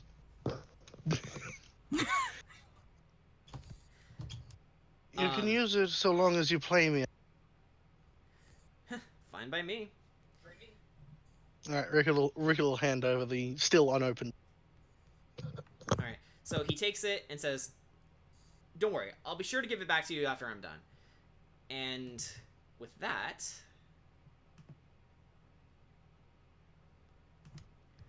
I also have some more key art to show you as we are introduced more key art to a new character. I will also show it on the stream because it's good stream behavior. Oh, hello. Alright. It's the mood. Alrighty, and Like yep, and just like before, I will get that in here as well. Alright. Okay, so you're all taken to a rather sizable tent, fitting all 7 of you inside. Sitting behind a small table covered in cloth and a crystal ball, glowing with an ethereal light, was an old seer. Her eyes shimmer with life as she sees you enter her tent. To which she says, while stretching out her hands to you, "Welcome. Please come in. I have been waiting for you all." Kira's a little bit nervous, but she goes in. "Yes, I have been waiting for you. For ones such as yourself to come." Hello.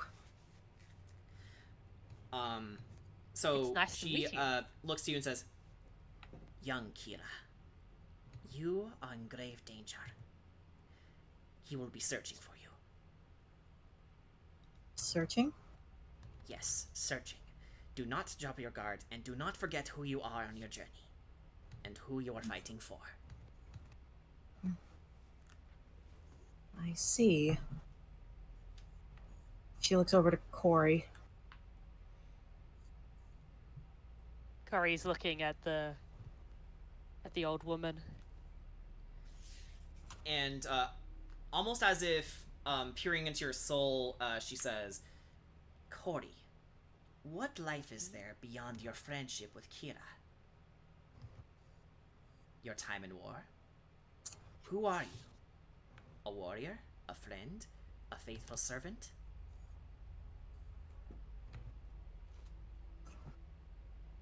That's a bit hard to answer.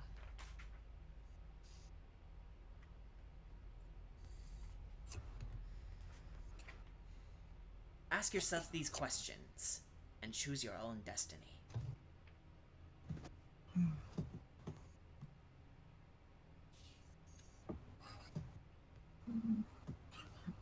I'm not gonna lie, like out of character right now, I'm actually kind of I'm actually kind of sweating a little bit. I think that's intentional. Yep. Ha, there's my. This is the realness. Yeah. This is where it gets real. Mm-hmm. Ah, shit. And Us. Madame Eva looks over to you next, Kedra, and she says, "Compassion was always your strongest weapon, Kedrat of the Scorchio, as is love."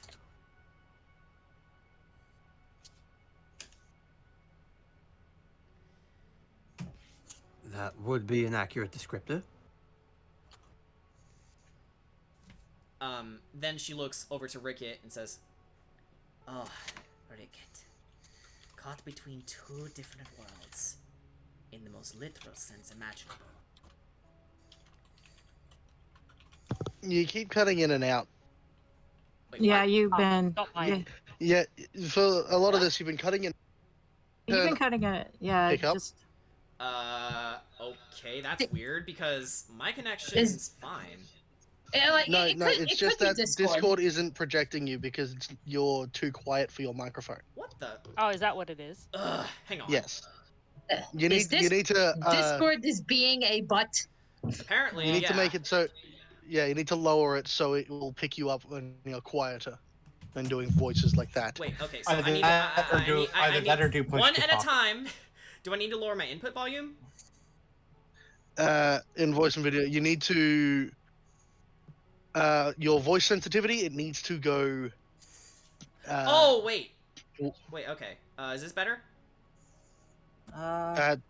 do the voice because it didn't cut out when you were talking normally. Caught between two different worlds. Okay, yeah, I heard that clearly. Yeah. That's better. Okay. Yeah. Jesus Christ, Discord, fix your shit. Can you repeat what she said to Kira? Okay. You are in grave danger. He will be searching for you. Do not drop your guard and do not forget who you are on your journey and who you are fighting for. All right. And Kira looks. she spoke to Corey. Ask I yourself... actually heard Curry's one, Yeah. I think, but yeah. Discord, what the fuck is wrong with you? Yeah, it's like, Okay, Yeah, well, the you- stream will yeah, hear me you can go ahead fine, and but you repeat it. guys didn't. Yeah. Yeah, I wish that's you brought okay, me. just- I wish you brought me to attention to that sooner. The curse of Discord. This is the real campaign. Yeah. Okay. Thank God this is only session 1 that this happened. I also had to reset my microphone because the cable got messed up. So Okay. I think Yeah, I had to well. reset my settings. Anyway, all right. Ricket, Yeah, continuing on. let's get through his thing. Caught between two different worlds in the most literal sense imaginable. I know your curse causes you as much distress as your want for a true place to belong.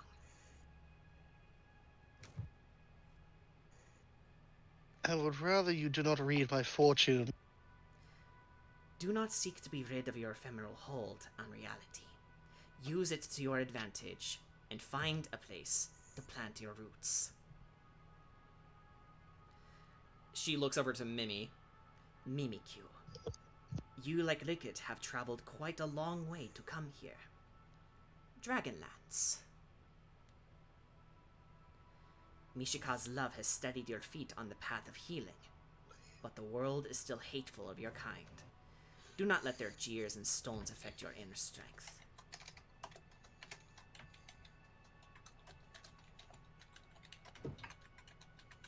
This is a little ominous. I don't think I told her my name.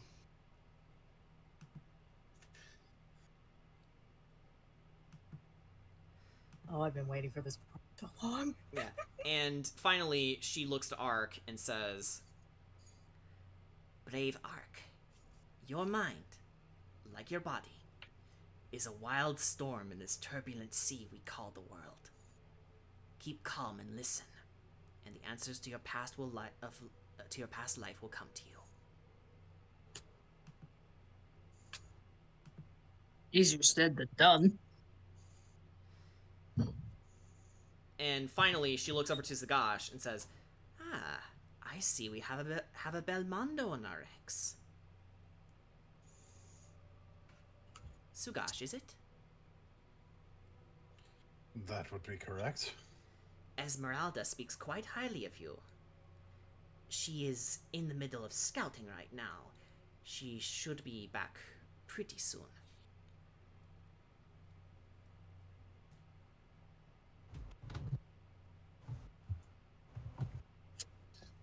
Good. I suppose a bit of catching up would wind up being in order. But first, I offer you advice. One day, I know you will one day honor your family's legacy. Have faith in your training, in the hand of Tyr, and in your allies. Have faith.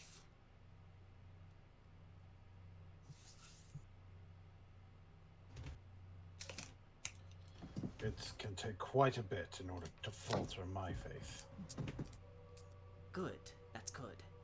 You will need that inner strength to carry you on the path ahead. And with that, Madame Eva shuffles a deck of cards and then magically sets 5 in a cross-like formation in front of you. The land of Barovia is steeped in evil and malevolent forces you have yet to comprehend. If you are to defeat this great evil, then I must help you fulfill your destiny. Please, only one of you step forward, and we may begin. I think I'll step forward. Okay, so Kedrot, you step forward, and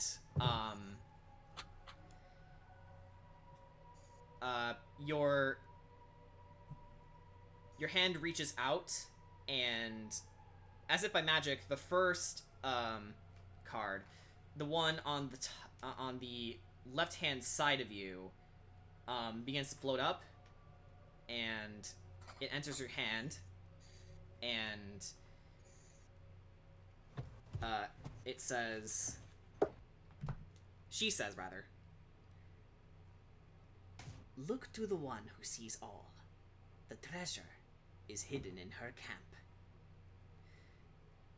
And again, your card is the diviner, so make note of that. Okay. Oh, okay. Actually, let me put this in important things to note so everyone else can catch up. Let's see here. Am I just gonna look over? I'm kidding. Okay.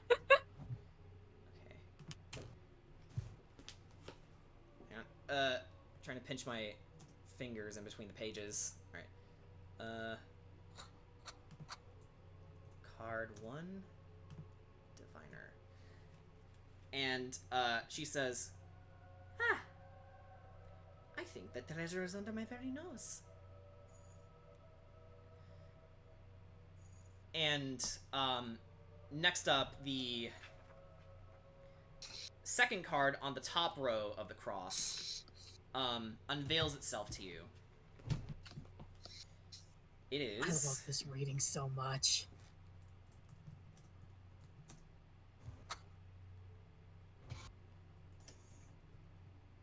The Conjurer. 9 of stars.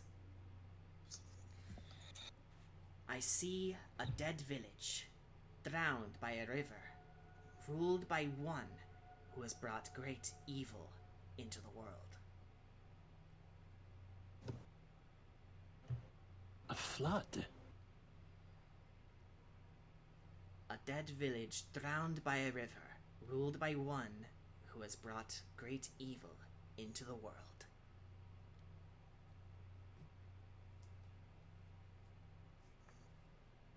Not certain what I would. Not certain if this great evil would still be alive. In Barovia, nothing is impossible.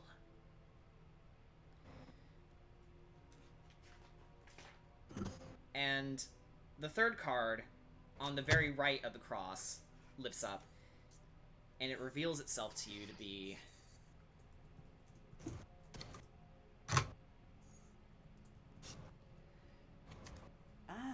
the 4 of stars, the Abjurer. I see a fallen house, guarded by a great stone dragon. Look to the highest peak.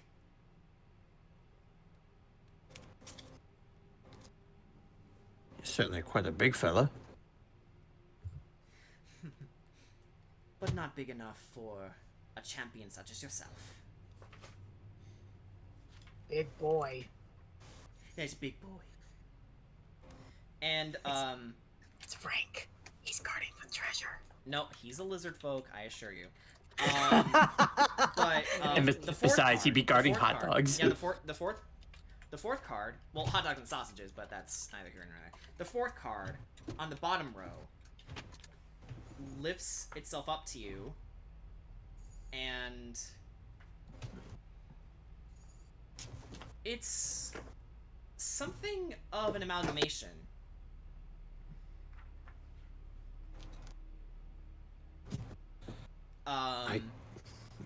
It's even revealed to you as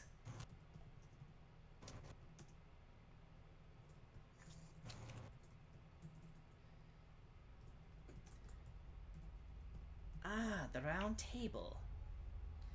I see many allies scattered like stars across the land of Barovia. Look to the stars and you shall find them.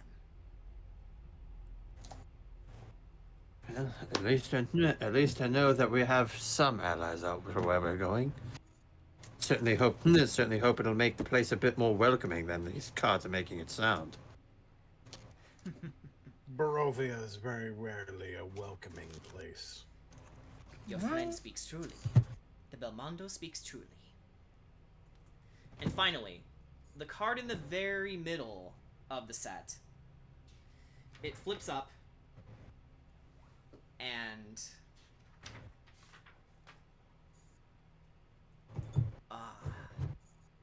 the beast. The beast sits on his dark throne.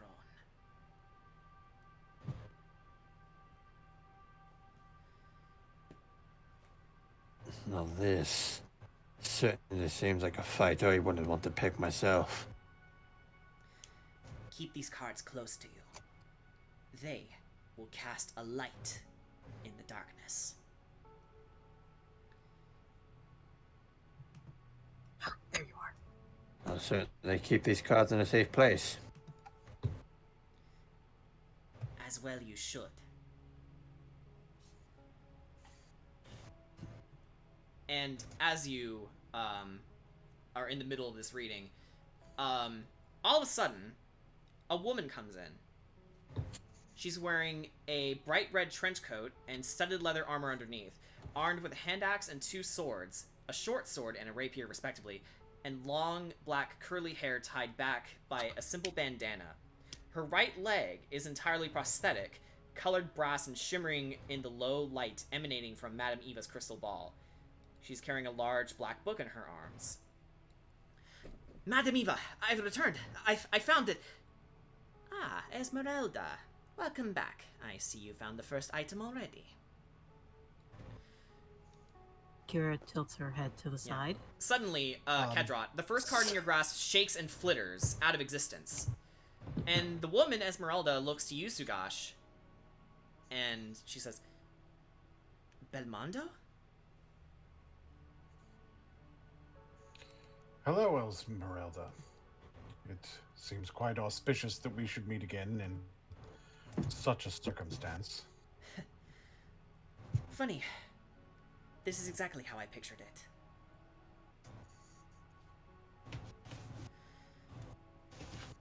And I wonder what kind of work the Hand of Fear has put you up to this time. It seems the same sort of scenario that brings you here. What does it matter? I'm glad you're back in one piece. And look here, she gives you the book. Van Richten's Search? I finally found the tome that started him on this path. This is the first step to finding him, don't you see? This is our key to Barovia. Oh? Sugash is going to look at the book. It's like, You don't say. Would you like to read it on the way to Barovia? I would, in fact. It seems very important to understand what he was after in order to understand where to find him. Indeed. We can talk about what we've been doing along the way. And Of course. according to his research, he calls it the Tome of Strahd.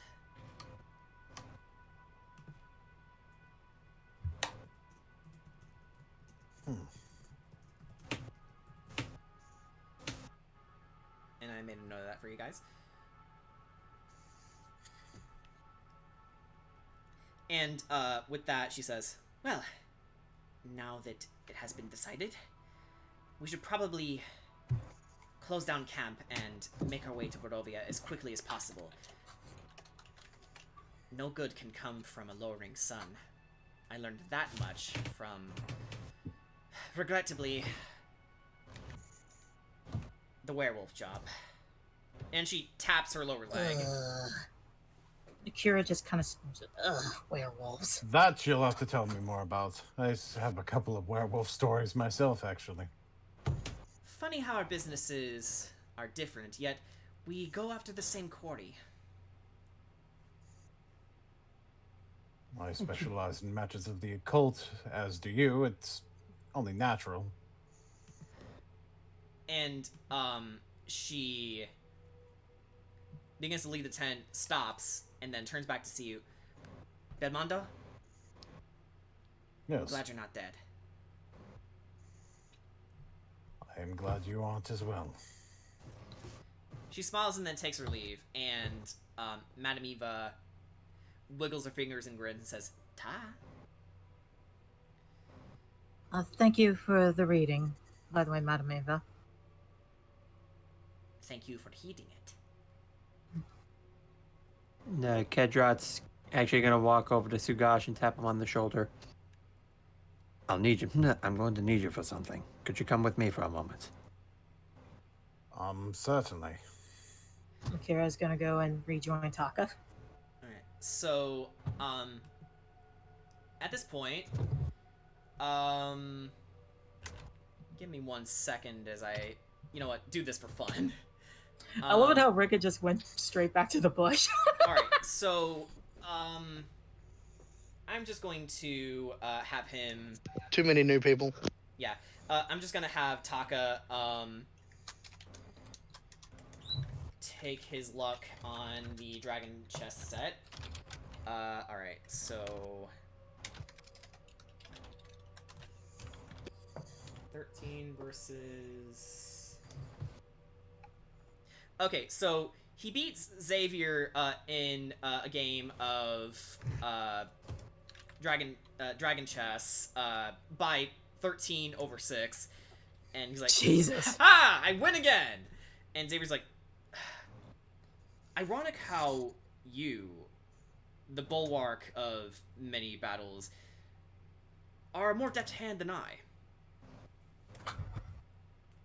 And they all turn to see you exiting the tent, and then obviously Taka goes over to you, Kira, and says, "Kira, welcome back. What did she say?" She did a little reading, and it was kind of fun. But when we entered the tent, she says that somebody is searching for me, and I'm apparently in danger. Did she say who it was? No, any name at all? No name at all. It was weird. And she told me would've been that. the first thing I'd want to know. Well, I mean, personally, I'm not that worried as long as I got you by my side.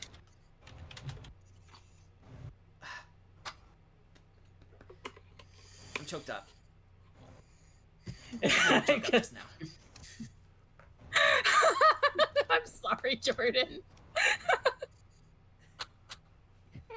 Oh no, that was Taka reacting. Oh, okay. I'm sorry. No, babe.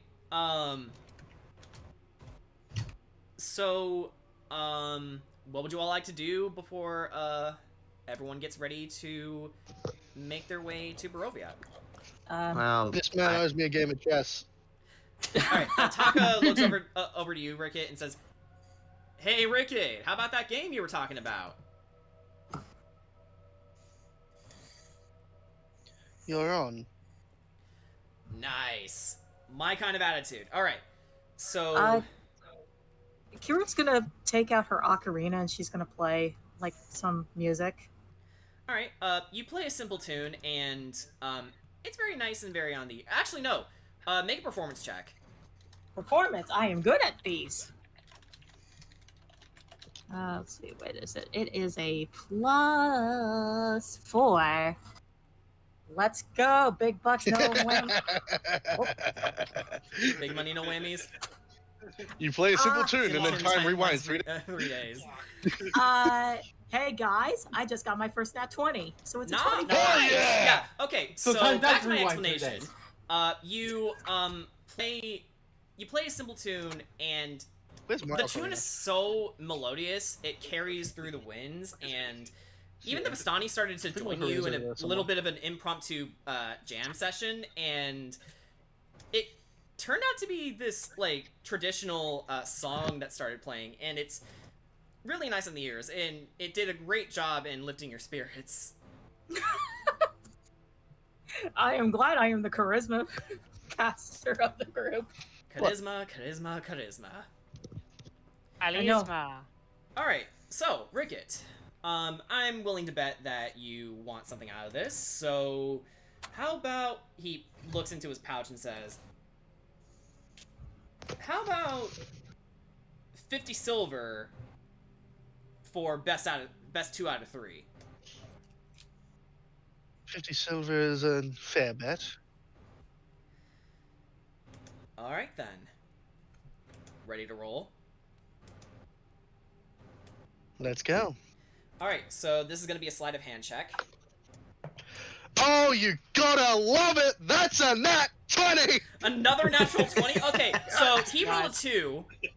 So Not even that. I have a +6 to sleight of hand. That's yeah, you got this in the bag. So he's like, "Oh man, you're just making all the good moves." Okay, round 2. That's my boy.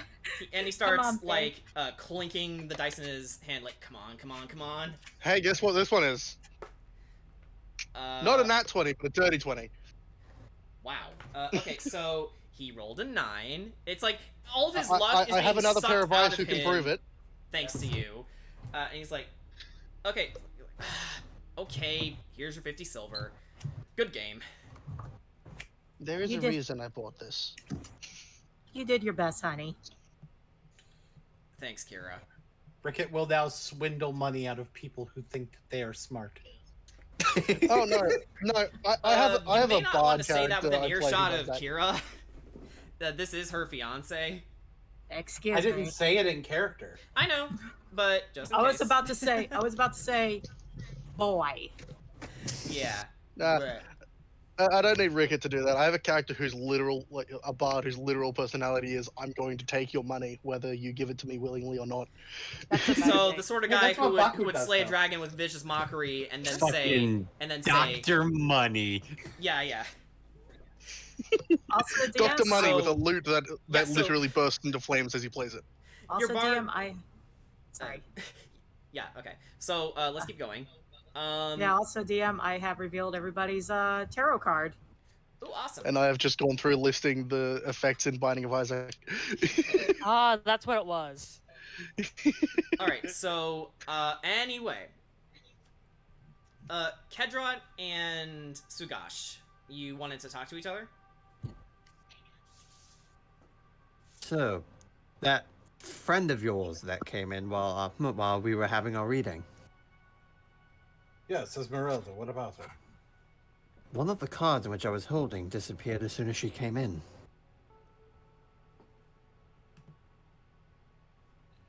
That is true. She also gave me the book, the Tome of Strahd. The one specifically that disappeared was card number 1, the Diviner. Supposedly, the fortune teller told us that there's a treasure underneath their nose. He holds up the book.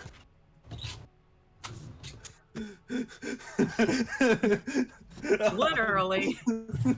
Literally. So, considering what we've heard of, considering what we've heard of our location, I don't really think that it should be. I don't really understand if that would be considered a treasure. In this case, a rather sadistic one.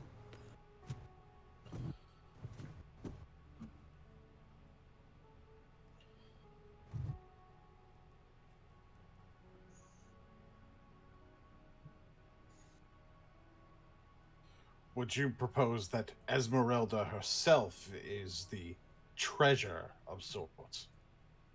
You could come to that conclusion, but something else has also been bothering me since we've gathered around at the dinner table. That What's that? Aragol. Yeah, that Aragol. He seemed to have known a lot about us, yet wasn't very willing to share any information with any of us, despite our valiant efforts to aid his kingdom.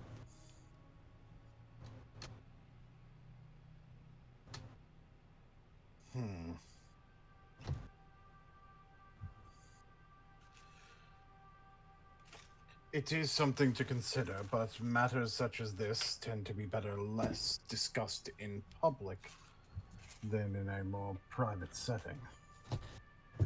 Right. I was considering sharing this information with others, although I don't exactly want to raise too much suspicion amongst people that could possibly be setting us up for something.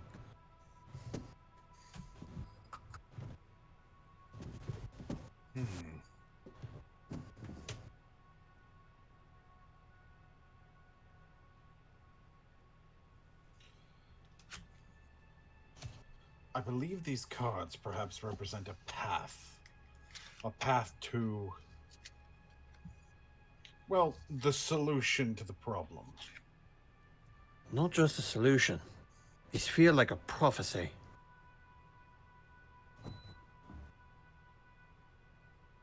Perhaps this divination knows that one leads to another, and thus what we find from one leads us to the next, and the next.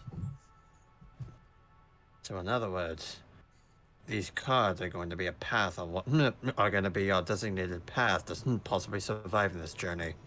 Either that, or worst case scenarios, to setting us up for a possible trap. We should be prepared for either situation regardless. I couldn't agree more. Should always be prepared for a trap. Anything can be a trap. Right.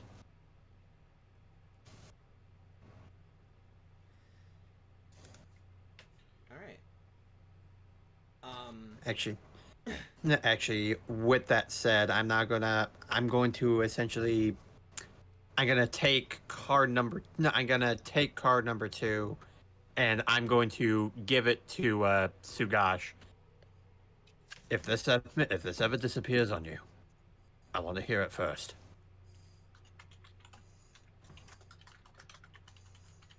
Understood. I'll be sure to give the other cards to others within our party and tell them the same thing.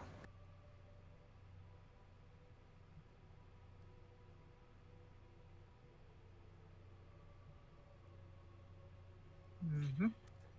Very well,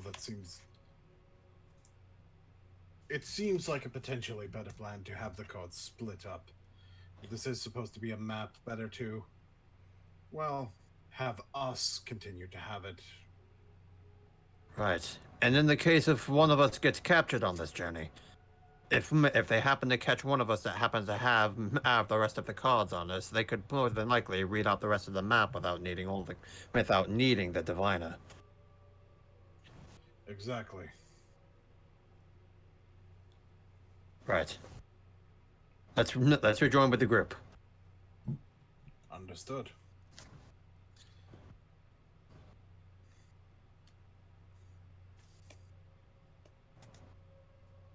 Kira's in a deep thought, like, who the heck would be searching for me? I mean, outside of her, did my dad send soldiers out here to find me? Is there still any stew? Yeah, there's still plenty of stew left. Kira gives, Mimi's been taking a good part of it. Kira Yeah, gives the Kari's rest, gonna sit with Baby and have stew. yeah, Kira gives the rest of her cookies to the little Fastani kids. Yeah. Luvash happens to be sitting next to her, and he says, "That happens to be my little girl, Arabelle. My pride and joy." She's really adorable. Thank you. I know she appreciates that. And then Arabelle just sort of looks at you while eating the cookie, just looking, tilting her head from side to side a bit. Yeah. She, unfortunately, that's all. Unfortunately, hopefully you'll eat all those cookies in 3 days, because I may have went over a little more back in town. She rubs the back of her head, nervously laughing. Overboard? How do you mean? I didn't have any copper or silver on me, so I paid the tavern some gold to buy some cookies and bread, and they gave me the entire stock. Arabelle and Luvash, their mouths are sort of like dropping in surprise.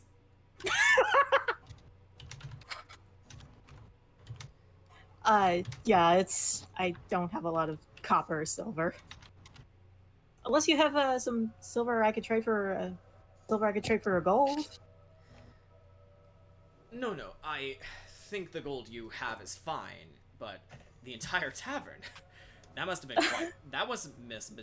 been quite the audience that caught eye of you. I'm pretty sure that out of character, I'm pretty sure like everybody in that tavern was like, "What the hell?" Now they were just like, Yep.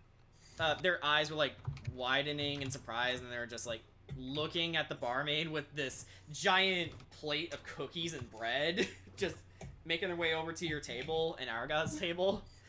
I have some spare bread if you want some, as well. No, I think we're quite happy here. Well, Bread maybe some goes well with bread. the stew, Maybe though. some bread for the girl. All right, I will give some bread to the little girl. All right. Arabelle takes it and she says, "Thank you, miss." You're very welcome.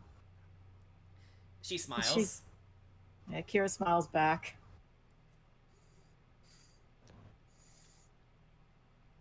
It's kind princess is kind. All right. I dipped the bread in the stew. Yeah, that bread must it, actually. And it immediately tastes way better. The bread immediately tastes better. Something about the stew blends so well with the bread that it just. What does it remind you of? Beef stew? No. Actually, she asks, what's his face? Luvash. Lavash, the recipe for the stew. So that way she can prepare it later. Okay, so he tells you it's made of. Give me a second. I remember deer, potatoes.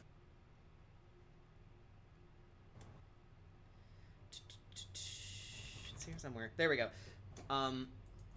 So.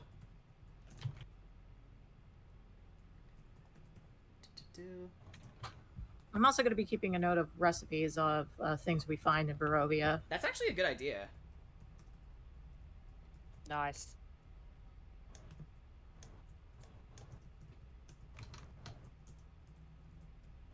You got the hero's face There we go. book. Alrighty. Thank you very much.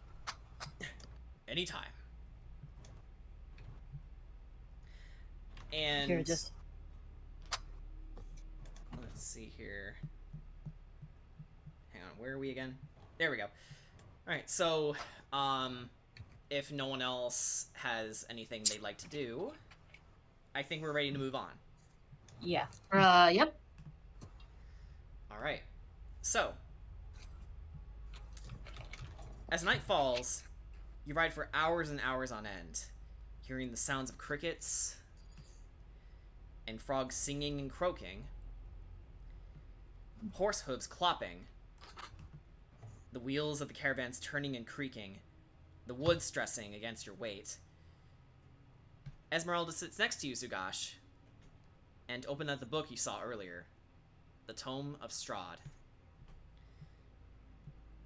She says, Master called this book the Tome of Strahd.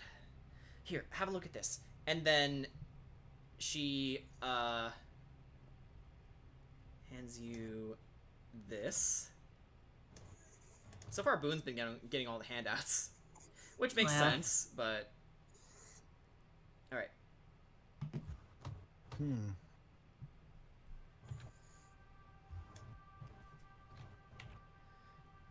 Spoopy.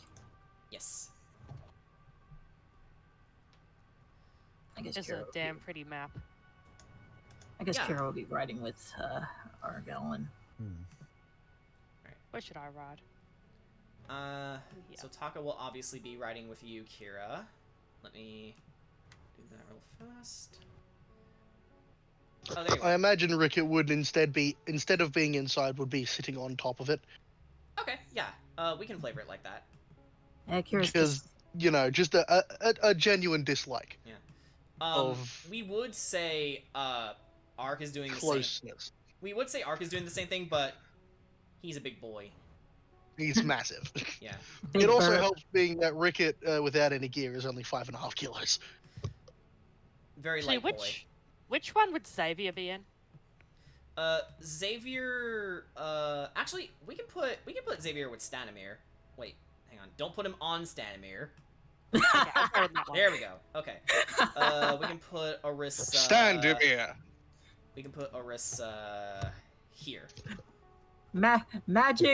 Magical wagons, people. Maggins. Right. So Maggins.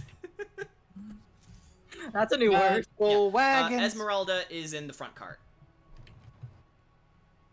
So Sugash reads over this passage, and it's like,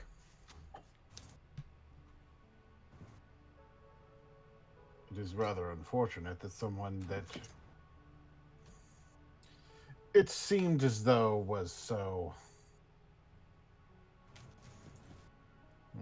what's the word? Noble. At least, again, that there were descriptions of his former nobility. Seems to have fallen by just such a simple thing as, well, the desire for another person. Jealousy, really. Love can drive people mad, that's for sure. But this guy, he takes it to a whole new level. He seems to That have a bit is- of an ego about him, but that's putting it very mildly.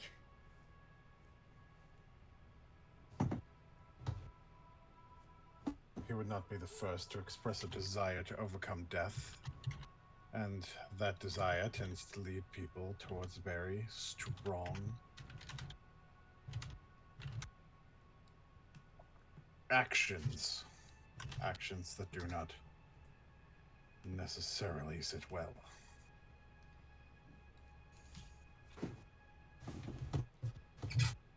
And it just goes to show, even the simplest things can drive men mad. Especially men of power, of prestige.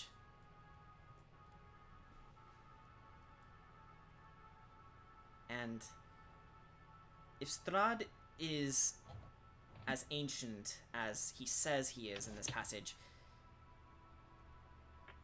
then he could be more dangerous than any monster that we've ever faced.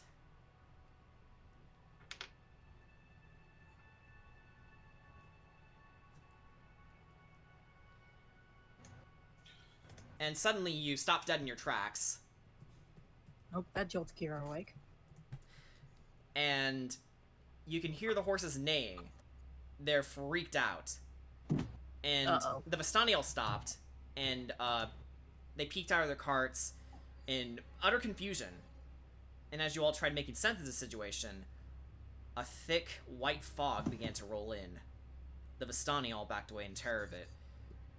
Argal, one of the people riding with you, goes, "He's here."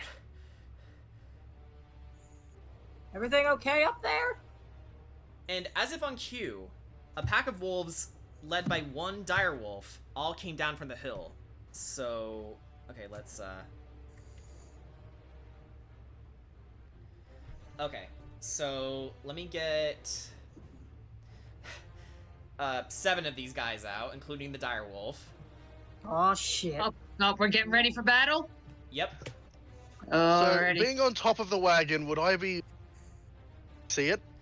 Yeah, you see them coming down the hill, and the direwolf howls and leads the pack down in front of your path. Oh, wonderful. Hang on. Just what I needed today. Ready to kick Now, some. I can't see anyone because I'm on top, so I can't warn anyone. Oh, hang on. Got a bandit bot. Give me a second. Oh,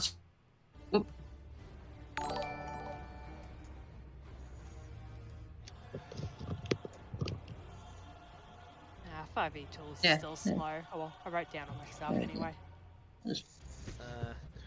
Myself somewhere on the map. This is exactly what I needed.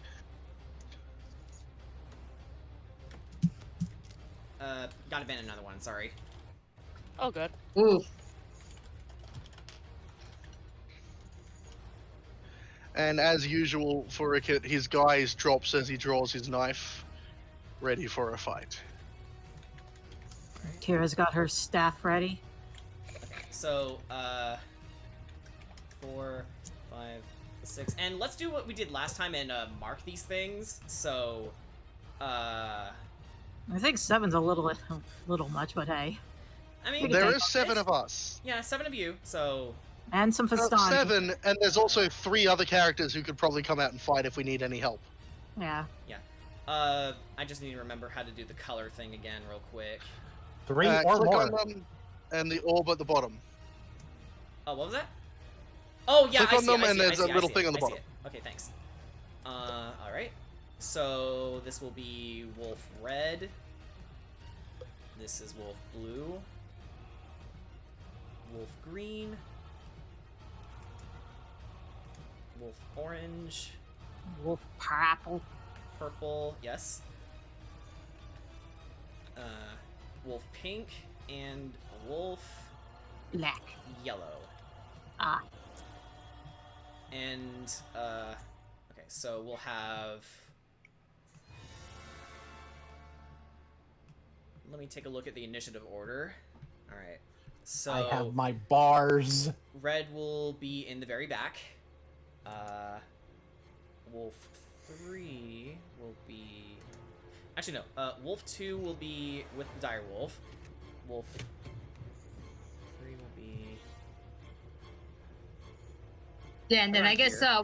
while you're setting up the wolves, where do you want us? Probably just stay in the Yeah, things as you're we in the are. cards right now, so you can just mobilize when you're ready. Oh, okay. Alright. Mobilization for the child usually amounts to jump over wagons. At this point, Yeah. Yeah. Alright. I've used the fact that fast and light and run and get over the top of them. Yeah. Give me a second because I also have notes on the actual initiative order. No problem. Ooh. Kira's gonna hang So- out with Mimi. Okay. What sucks is I'm not a level 4 warlock. Yeah. Cause like I Gosh, have just hop out of the cart, and it's like, we're gonna deal with that. Here's the thing. I don't know if we're allowed to like move up to the front, or if, like, Well, hang on. Sugash would already be in the front. okay, well, Yeah, Sugash was already in that front cart. yeah, I was in the back, so Yeah, and so was I. So Yeah, so that's okay because like we're both the healers. So by the time if we catch up and somebody needs healing, we'll be there ready to heal. Yeah, and one of you has like ranged super healing, so you know. Yeah. Man, when you hit level 5 with that thing, pew pew. Oh, very pew pew. Pew pew. Imagine, like, oh my god, you're down to 1 HP. Would be so ashamed if I hit you with 5d8 radiant blast for healing. All right, let me. Oh, what's that? You're back to full now? Fancy that. Let me make sure I got shit. my wires crossed just right. You wish you had Fireball. I want my fireball necklace, damn it. I want No. deck of many things, baby. Rage.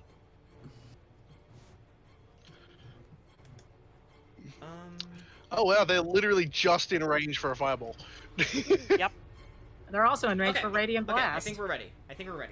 So, Oh, well, literally just. so the pack leader, Kedrat and Mimi, you're all tied. For the sake of moving things along, and for the sake of kickstarting this challenge, let's have the direwolf go first. Ooh. How does that sound? Okay. I'm not happy with that, but okay. It's normally how we do things, but okay. So, Is Xavier? so the direwolf. Oh, Xavier is actually, he makes his way over to the pack, going, "Don't worry, I'll stop them." And then, the direwolf Yeah, focuses please. his attention on him. And No. Marissa, you better get in there and help him. he is going to do, let's see. What level did you So- make, guys? Xavier and Orisa? What? What level did you make them, out of curiosity? You'll see. Okay, so he is going to go for a bite attack, but with tactics he should have advantage. So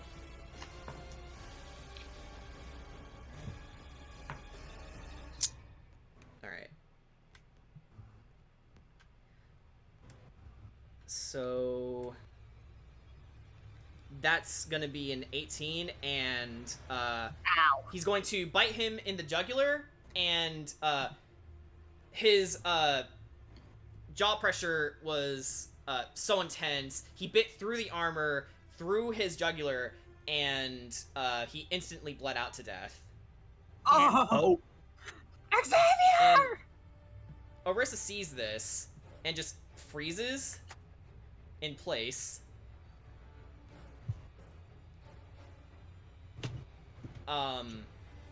Oh, that's gonna hurt Corey too. Oh no. Mhm. And Taka sees this as well and goes, "No, Xavier!" And he looks to Orisa and says, "Orisa, you need to get around them. Come on, let's see if we can flank them." And Orisa, to your surprise, flees from battle. What? Orisa, where are you going? She doesn't answer you. She doesn't answer you. She just keeps running. Orisa, come back! Like, Kira's like, what? Alright. Again, quick question: Can for Kira and I can we have our characters move closer to them for the start It's already started. Thanks. So, we can put you, closer, but you'd be, like, in between, Stanimir, Luvash, and, the other Vistani's, carts. The other we'll start you Vistani's- there, and then, you can make your moves there. Yeah. Okay. You want to move? Okay. Yeah. So, You'll start somewhere around here-ish. Okay. Okay. There you go. Okay, so I think the direwolf is going to end his turn here. So Mimi or Kedrot, who wants to go first? I think I'll go first. All right. Not me. No skills. My suspicions from earlier are starting to feel correct. What's the you're- initiative order? Is that written down anyway? Oh yeah. Hang on. Give me 1 second. Okay, Uh, good. Actually, given how I handled this, don't worry. I'll keep track of the initiatives.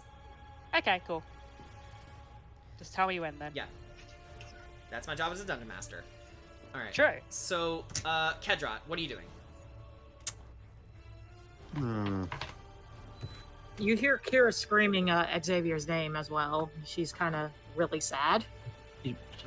Like, your friend just died in front of you, and your other friend just bolted. Not just it's like what the hell is going on? And now she's racing to get to Taka. Alright. I mean, I don't want to go too far in there, because, yeah, I want to say, like, majority of the pack is over there. Yeah.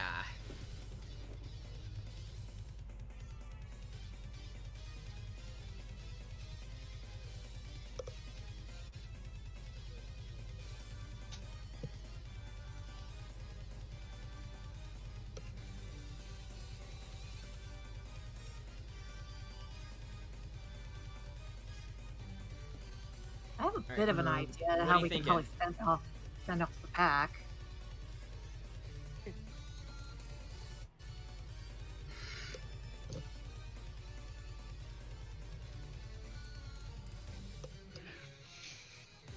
I'm actually gonna try something. Actually, because I'm trying to see. Because, yeah, because I don't think I'd be able to get close enough to be able to get them with a booming blade without getting too far in. They're still technically right. They're beasts, right? They all are, appear yes. to be. Okay, so, Actually, you want to try Booming Blade? Let me... no, I was saying I probably wouldn't be able to do that without getting too close in there, but I could cast Guiding Bolt. Guiding Bolt, okay. Nice. Okay, so...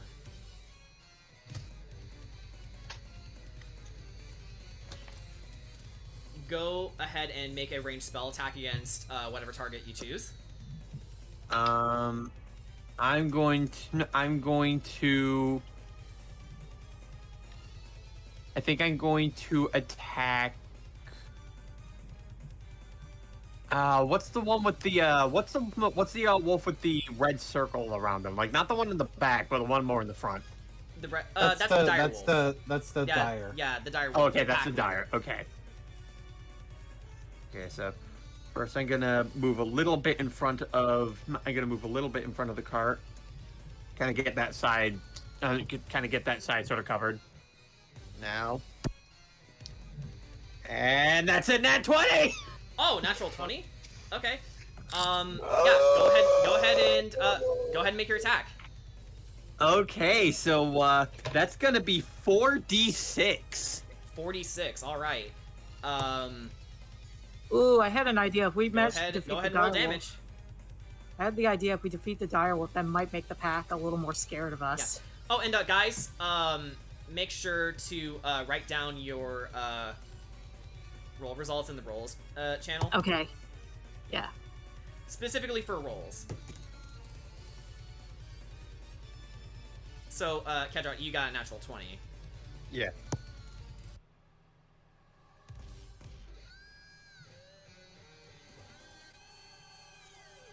And of course, I had to get Castlevania music in here.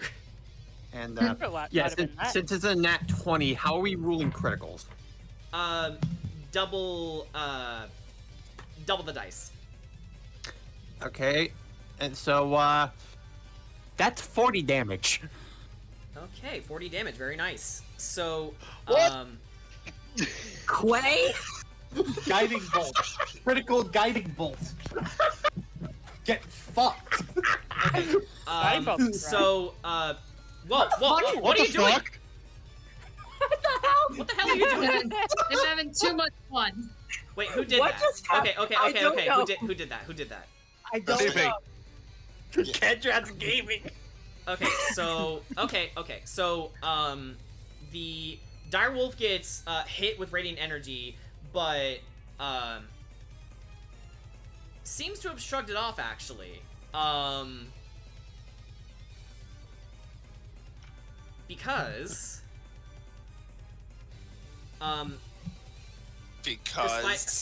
give me a second.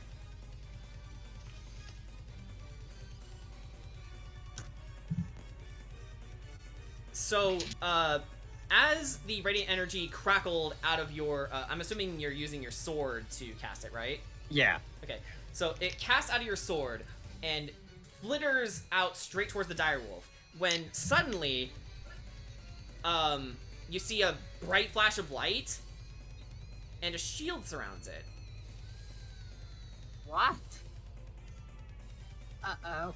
And, the direwolf just sort of snarls and turns its attention to its pack, and while they're not moving, they're getting ready to move.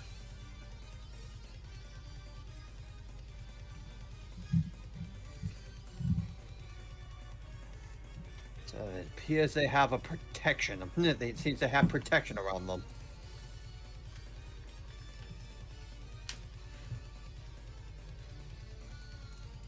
What would I need to roll Although, this since it is a crit, how about we rule it like this? So, the blast was strong enough to push it back this a ways, so you did manage to push some of the pack out of the way. Let me just have that one up there. Not exactly the result I was looking for, but it seems we spread out their forces just a tad. This may be better to focus on our targets. Alright, so, anything else you are thinking of doing, or? I don't think I can do anything else. Alright, so, Mimi, you're up next.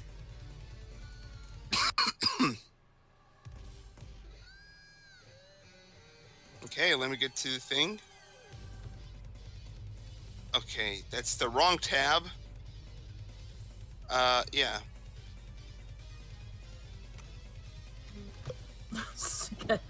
Sagash's arrows are like... Yeah, you keep showing off your arrows. What are you doing? No, I was moving. Sugash. It's to. So I was you can work out... actually measuring things. You were measuring things quite a lot, so I was curious. Wait, Yeah, so you can know how far things will be and stuff. Yeah, I know why he's doing it. It's just he was doing it a lot. Okay, so I'm moving to here. I can trust a lot. Like, I can try and trust. I trust that. Just remember, you can only move 30 feet, which is every single square. Yeah. Yeah, like that's what it's doing. Okay. 10. So it has to be. So it has to. I can't I can't go in the corner like. Oopsies, that's not what I meant. So I can't do something like this.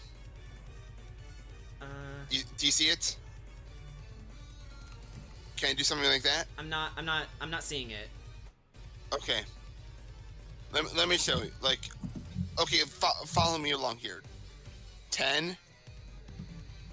This is also considered 10 feet, according to the thing. You're actually jumping quite a ways. Okay. Can you see? Do you see this? Do you see? Oh, do you see this? No, that's not meant to do. That's 40. Okay. Yeah, that's 40 feet. You're not. Yeah, that's not what I meant to do. 30. Right here. Yeah, you can make it about that far. Yeah. Okay. Cool. That's as far as I. Yeah. So from there, you'll expend all your movement, and then you're doing what? I'm going to.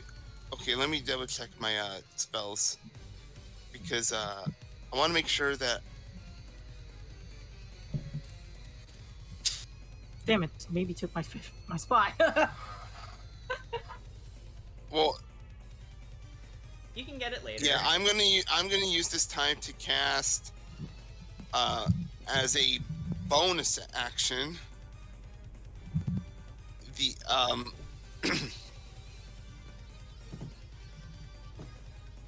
because I'm not entirely sure how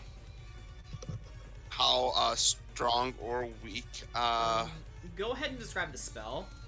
it's Shield of Faith. Shield of Faith. It's a Yeah. first You- level. Yeah. It's a Yeah, third you- level. It's the third level spell. Grants an Ah, AC of okay. 2 to one person. Sure, is it a bonus action spell? It's a bonus Yeah, it's a action bonus spell. action. It is Okay, a bonus he action described spell. it's as his bonus action. Yes. Oh, it's concentration too. So that also means. Give me a sec. Give me a sec to check the rule refreshers. Okay. Okay. Okay, and I'm gonna use. I'm also, and because it's a bonus action, I'm gonna cast. Not as a bonus, as my regular It's- action. yeah. I'm gonna cast Sacred Flame. At hitting. Wait, Sacred Flame's a cantrip, right? Yes, Yep. Sacred Yes. Flame Good, is a good, good, cantrip good, good. with a range of 60 feet. Okay. Aiming toward. Let's go for the nearest wolf that's near me. This one. Okay. So that will be Wolf Yellow. All right. Yes, wolf yellow. Wolf Yellow. All right. So it needs to make a Dex save, right? Target must succeed on a Dex saving throw or Gotcha. take 1d8 radiant damage, and it takes no benefit from cover for the saving throw. All right then. So. Oh, it got a dirty 20, unfortunately. So. Yeah, I'm not gonna be able to hit. All right. So as you weave your magic towards it, it zips out of the way and starts growling. It's not what I wanted to have happen. Although, seeing as you still have your bonus action, who are you thinking of giving the extra AC to? I'm gonna give it to Taka because I'm unsure about Taka's AC, and I'm pretty certain somebody here would appreciate not having their fiance die on them. Exactly. good. So Somebody. here's the thing. Yeah, this man's gonna die for plot. No. Well, with your spell, you raised his armor class from 18 to 20. So, people are gonna have these wolves are gonna have a very hard time hitting this guy. So he looks to himself as you cast the spell, and he's like, "Whoa, thanks, Mimi. I appreciate it." She gives like a slight smile and just she isn't sure. Again, she wasn't too sure about how strong everyone was, so she could tell like everyone else already because of the encounter like with the wolves and the dampier. Mm-hmm. But not the husband, not the future husband, you know. Yeah. So Okay, so just remember that's concentration. So. yep. All right. I think with that, we'll go over to Corey next. What doing? Yep. Okay, so I'm sort of like here, and hold on, let's grab my ruler. TP, don't roll dice in this chat. It's funny. Out there. You're funny. Okay. Thank you. Wait. Well, I cast Hex on the direwolf, Hex. Okay. and there, I've got them all written down for you. Oh, yeah. Thank you. I was about to check that up on Okay. So until the spell ends, I deal 1d6 necrotic damage whenever I hit it. Okay, that's also And- concentration. Gotcha. Yep. All right. Who are you hitting it with? The dire wolf. The dire wolf. Gotcha. Yep. All right. And he can have disadvantage on dexterity saves. Oh, checks, whatever. All right then. Damn it. Oh well. Yeah, if I Um, knew beforehand, oh well, it's been said. Yeah. And All right. as my regular action, I will cast Eldritch Blast at him. Eldritch Blast. What? All right. Let's So- go. Let's go! Where's Okay. my D10? Nuke 'em. Yeah. Go ahead and make a ranged spell attack. It's too bad you can't hit 2 targets at once with the same beam. Yeah. On what is my... While you do, Like it just let goes me- right through and let hits me- the let other me one double too. check. Let me double check the shield spell. I mean, you could Quinn spell it, but it's not a sorcerer spell. Yeah. All And I right. don't have Twinned yet. Okay. Anyway, I imagine this probably misses. I rolled a... Wait, what? That's... Oh, wait, maybe. I rolled a 15. And that misses, unfortunately. Like, you were Yep. just a hair too far. Damn. Um, Oh, well. Yeah, you poor guys are missing. Like, the direwolf not only casted the shield, but as it dissipates the shield, it sees your attack coming and it just sort of snarls in a way that it looks like it's grimacing at you Damn. as your spell misses. He mocks us. Exactly. It's almost like it is mocking you. Yep. Oh, I- that's my turn. I think I know what's going on out of character. You don't know that in character, but yeah. I don't. know. Keep that to yourself. Okay, so Corey, anything else, or I think that's the end That's of my your turn. Yeah. Okay, Ricket. Ricket and Kira, you're both sharing the same spot. Who wants to go first? I'll go first. I have an idea what I want to do. Oh, So, Ricket, are you okay with that? Oh yeah, sure. Yeah. Okay. So what I'm gonna do is I know I'm gonna be like right on top of Sugash, but I want to do a combo attack. So what I want to do is I'm going to use my cantrip, Sacred Flame, and set Sugesh's whip on fire with it. Oh yeah. Quickly, DM, can you put the initiative order in? No, I already got the initiative order handle. Thank you. Okay. I just didn't see it, so. Yeah. So basically, I'm giving Sugesh a fire whip, basically radiant fire whip. It's been sanctified. Let me guess. Is that another bot? Yep, it's another bot. Sheesh. Damn. They're just coming out of the woodworks. Where did Kira disappear to? I'm right under And you. another one. Great. Sorry, I. No. Like the bot, not you. Yeah. You're- Yeah, Twitch needs to get its shit together. Yeah, like this is. And More you bots are two. following me. No, no. Ah! Give me a second, guys. This is like so stupid. It's okay. But yeah, you I see can't get in range. Because like I had the idea of that name is ominous. so Kira gives Sugesh the idea. Look, these wolves are these are still technically animals. So maybe with the fire whip idea, we could probably scare off a couple of these wolves. Okay. Sorry about that. I was about to read the ruling on Sacred Flame. So that way I can allow you to do that because, not discounting the idea. Hey, I wasn't trying to get that. I was trying to get this. There we go. So you wanted to cast Sacred Flame on his whip? Yeah, so that way, because like the idea I had is like if Sugesh can hit one of the wolves, that it's like a big flaming whip, like fire, like hey, this is spooky fire. Okay, That's given not that the spell doesn't work that way, I'm just gonna say no, you don't do that. Okay, well in that case, I'll just cast good old Eldritch Blast. All right. Against which one? The blue one here. Oh, okay, Wolf Blue. All right. So go ahead and make a ranged spell attack. Let's fucking go. Nat 20. All right. Let's so go, Pendulum. go roll double the damage dice. Okay, so that's 2d10s.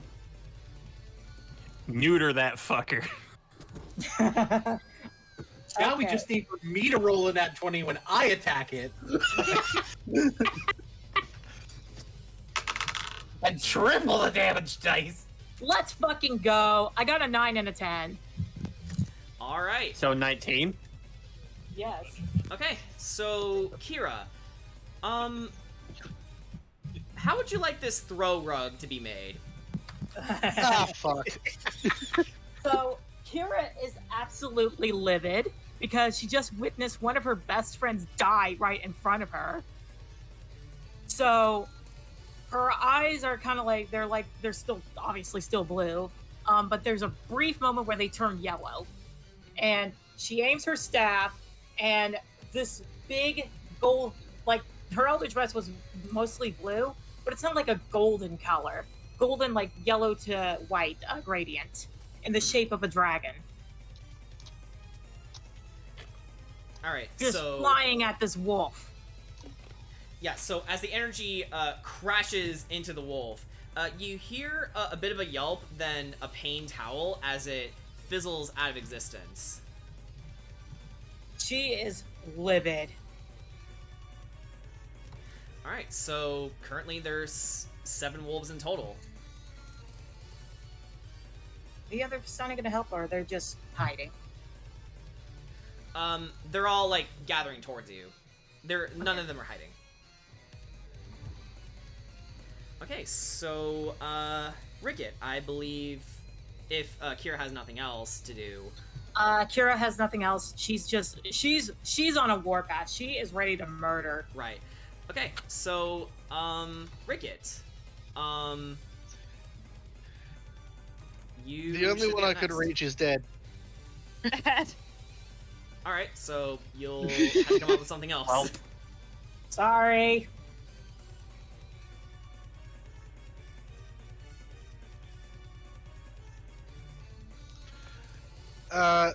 I'm gonna do what I can here. I'm gonna try and curse the direwolf. All right. Double curse. The It dire needs to make a charisma saving throw. wolf. A charisma save. Okay. Let me. Hold up, my cat is stuck in the closet. I'll be right back. Okay. All right. Whoop. So, charisma save. Gotcha. All right. So,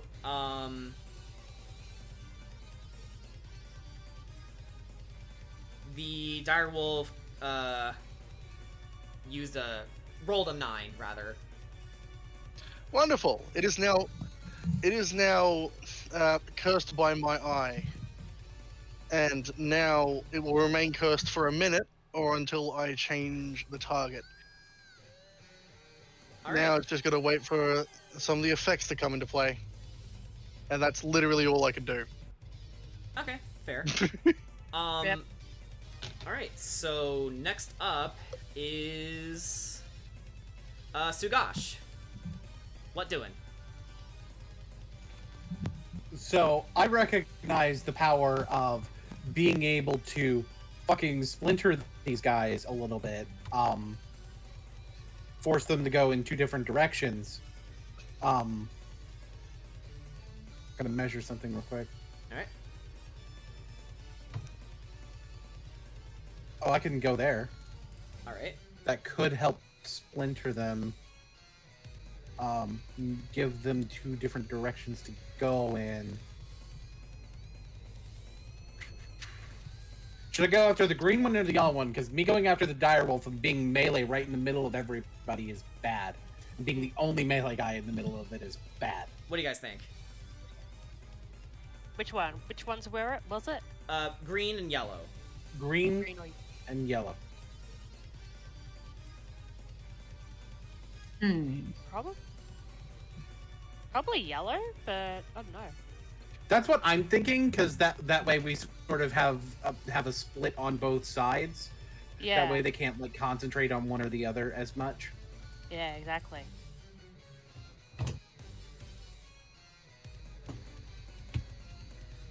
Oh, God damn it. Okay, whatever. I'm just gonna do it. It didn't work the way I wanted to. I'm going here. Aw. Unarmed strike. I have my whip, but I'm still doing an unarmed strike. There is a reason I'm doing that. All right. Oh, balls. That's gonna miss. That's a 7. Yeah, unfortunately, that attack misses. Man, if That's only you were fine. lucky. Yeah. Well, he doesn't. Man, he doesn't if need luck only- right now, I'm back. and he doesn't even. have Cat it. rescued. Yay! All right. I don't- What doing? What doing? Man, hold on. I have a bonus action, Yeah.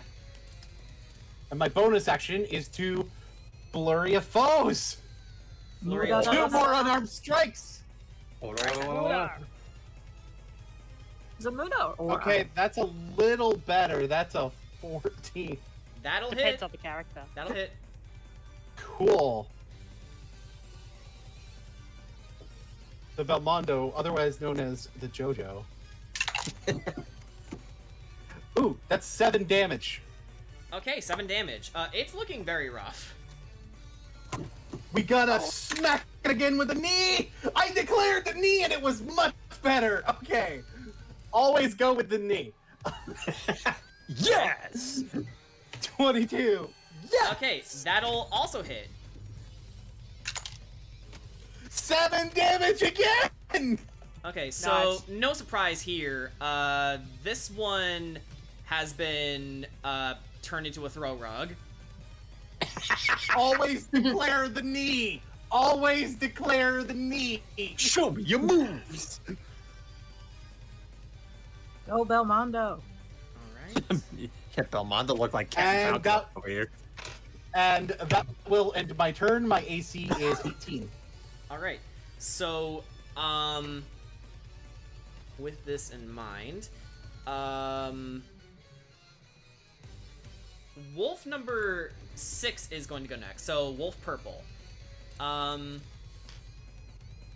right. So, what it's going to do is going to, let's see here.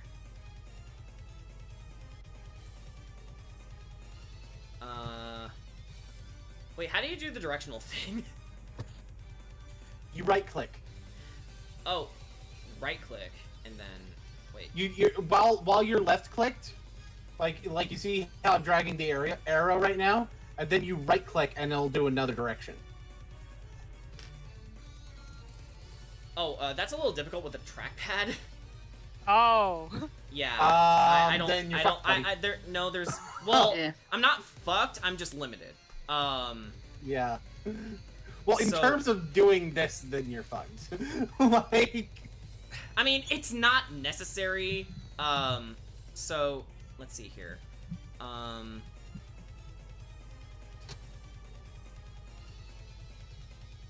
There's something spooky hiding in the forest, isn't there? So it's gonna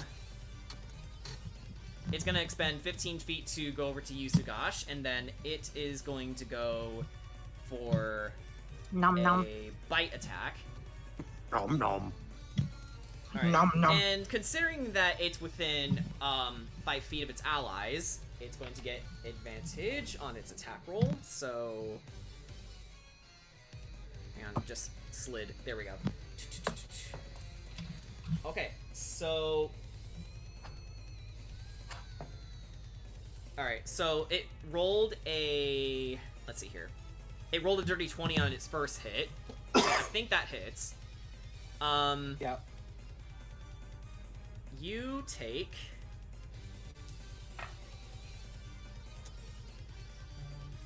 6 piercing damage. Ouch. Ouchie. Yeah, so you take 6 piercing damage from that attack, and that's the end of its turn. So next up is Wolf Green. And what it's gonna do is go. Listen. It's gonna go 30 feet, and it's going to attack you, Kedrot. Alright. Exactly as planned. So All according to the Kenku. just keep it in mind, I'm not trying to beat you guys. I want you to win. So Right, don't think of it as wargaming against the DM. All right. No. I mean, Well, honestly, this is go. Yeah, well, also, In terms also, of what my plan was, this is all according to Kekaku. Yeah, Yeah. also, to be fair, this was also my plan. All right. Okay. Also, this is so a- It's gonna also, roll. this is a- It's gonna roll a 14 to hit. I don't think that hits, right? Nope. Nope. Okay. So the wolf tried to snap at you. It jumped over Xavier's body for one thing, and it tried to snap at you, but you backed away just far enough for it to miss you. So Wolf Green's turn is done. All right. Also, I'm gonna say this is actually kind of a balanced fight. It's not hard, but it's not easy. Right. So next up is Wolf 7. So it's gonna.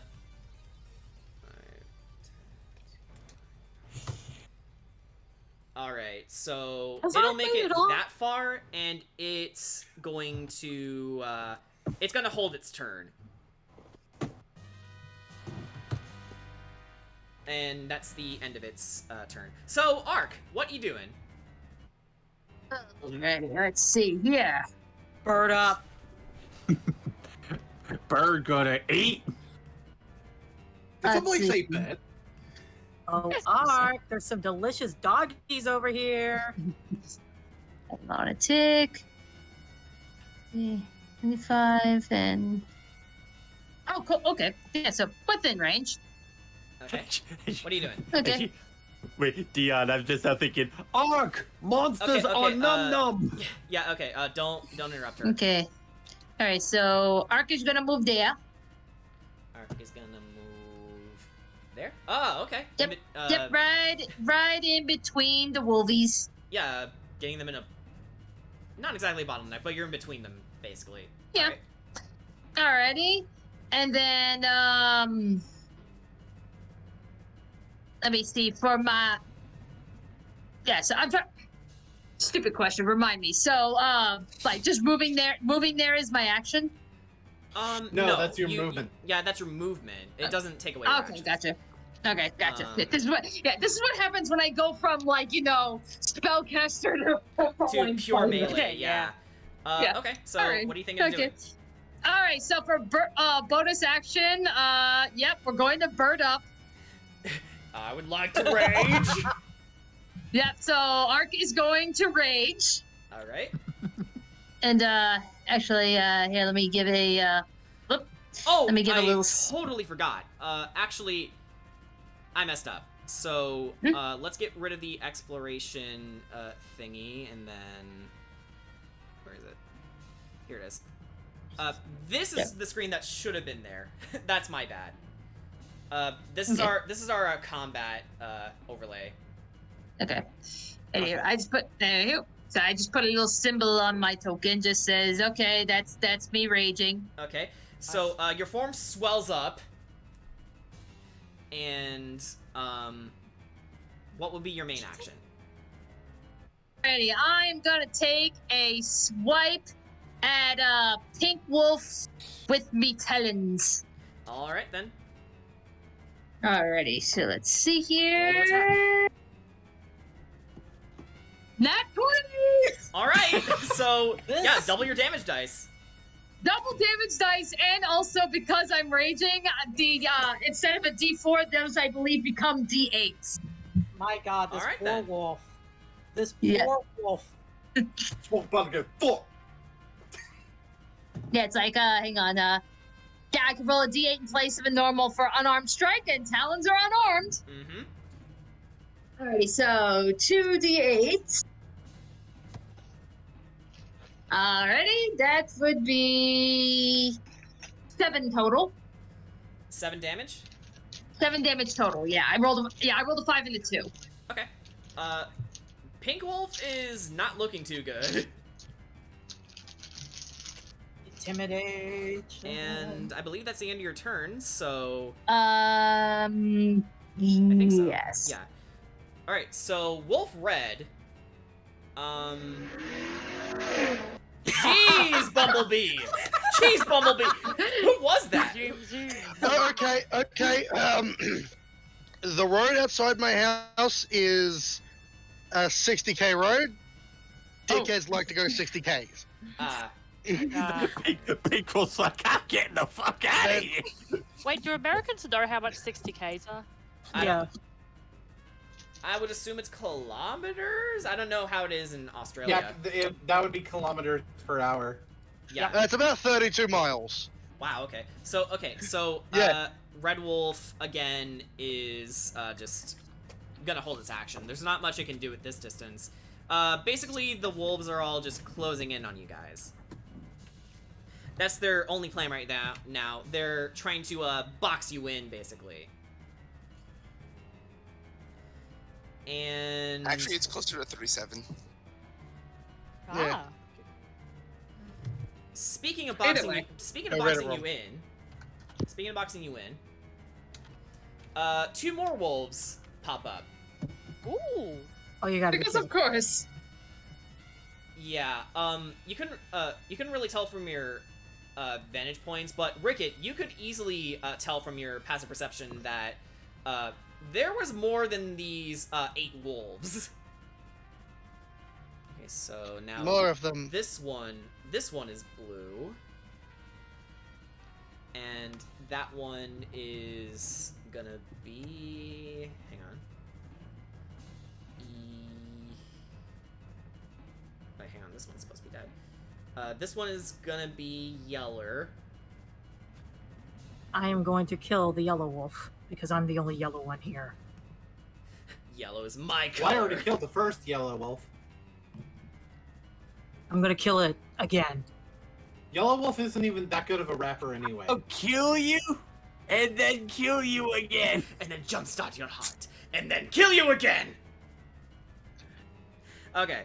So, I'm going to kill you. Alright, so I think, since they're late to the party, we'll skip, Wolf Blue's turn. So let's just go over to Taka. Alright, what can Taka do? So... Taka do what Taka want. Taka is gonna... He's... I believe in you, honey. Yeah, he's gonna go over to... Let's see.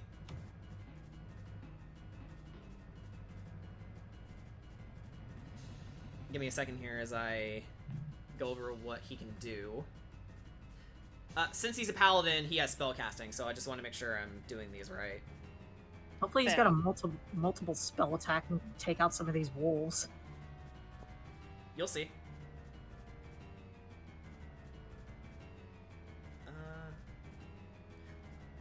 Okay, I think I know what he wants to do. So what he's gonna do is... he's gonna move over to, Alright, let's check this, so...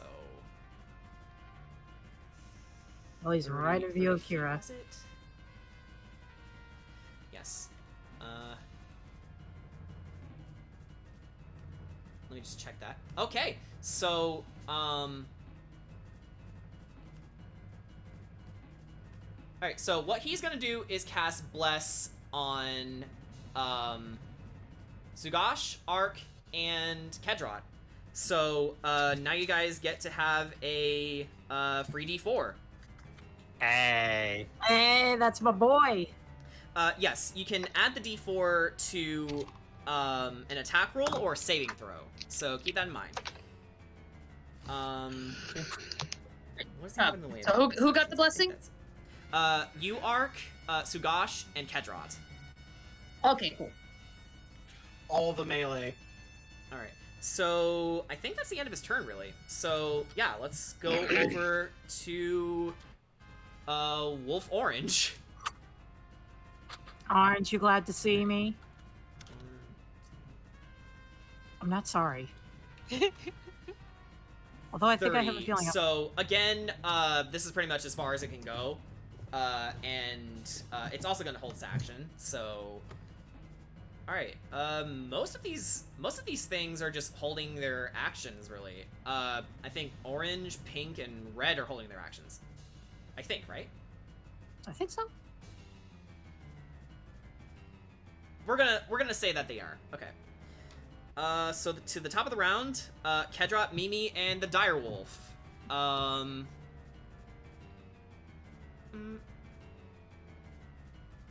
Yeah, let's have either Mimi or Kedrop go first. I can go first. Okay. Okay. So. All right. So, Mr. Green over here, he done made a mistake. Yeah. He's standing right in front of me. Uh-huh. Yes, he made a mistake. range. He's in range. Yeah. Exactly. I love that we keep referencing that. It's like Yeah, we so- just pulled a rags. So I need to have a reminder. So, Wrathful Smite is a free action. Okay, let me look at that real fast. No. Wrathful Smite. Wrathful Smite is a bonus action. Okay, it's a Okay, bonus never mind. action. Yeah. Okay, so that will be your bonus action. Then you'll have to Okay. put in a regular action in front of that. So Wait, a regular action. Can I also do a cantrip, or no? yeah, you can do a cantrip and then something, and then A a cantrip, spell as long can as it's a have bonus casting- action. Well, no, because Wrathful What? Smite is a bonus action. If I like a cantrip has a casting time. So if it's an action, you can use that as your action. Yeah, For example. that's what I've been trying to say. Yeah, so as long as the cantrip is an action, you can use that on top of a spell that's a bonus action. So Yeah. I could use Wrathful Smite to Booming Blade. Yes. Yeah. I'll do that. And then you could Divine Smite on top of it, by the way. Yes. Oh wow. Okay, so Damn it, paladins can be fucking beasts. Okay. So yeah, I think I shall do that. all right then. All right. So I'm going to Wrathful Smite the Green Boy. So yeah, He doesn't make any saves yet. Wrathful No. Smite is basically a thing that will happen on your next attack. Yeah. So it's like getting ready to hurt. All right. All right. Now Booming Blade. Mhm. Does a 17 hit? Yes, it does. So this attack will also deal your Wrathful Smite damage, and you can also choose to expend a spell slot for Divine Smite right now. I think I'll do that. All right. So So it'll be your weapons damage, plus Okay. a d6 of psychic damage, plus a d6 or d8 of radiant damage. I'm pretty sure it's a d6. I'll double check. yeah, don't worry. I'm on top of that. Suffice to say, unless you roll like incredibly low on all of them, that will. All right. Yeah. So yes, 1d8. Okay. Okay. So 1d8, 1d6, and Weapon damage. Yeah. okay. Which okay. So yeah, that'd also be a 1d8. So yeah, I rolled 2d8s. Yeah, 2d8s and 1d6. Okay. That expends 2 spell slots, but damn. Alright. So how's the doggy go to pound? Well, first of all, I want to calculate the damage because yeah, as I said, I could possibly screw this up. I mean, There is a chance that it only does 3 damage. Well, he'd also add Okay, his strength okay, let him mod roll, let him to roll, let him the roll. damage. 17. yeah, gone. So Kedra basically something that basically summons a whole ton of aura to his blade stares down that dog, raises his sword up, and slams him down like the executioner he was born to be.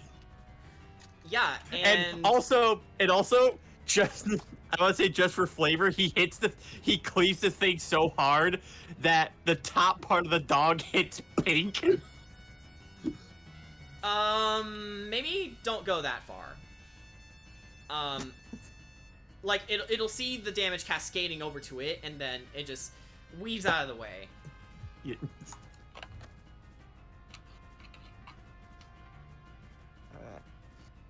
I think I'll use my 10 feet of movement to get closer to Ricket, and I think that'll be it. Okay.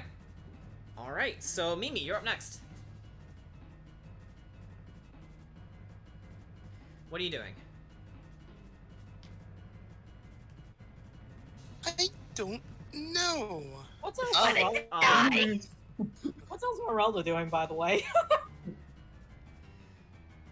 the Vistani are all in their, cards right now. Esmeralda's mostly occupied with keeping the tome safe. Okay.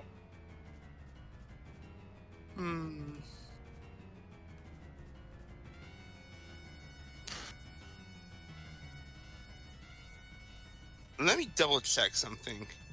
Alright, that's fine.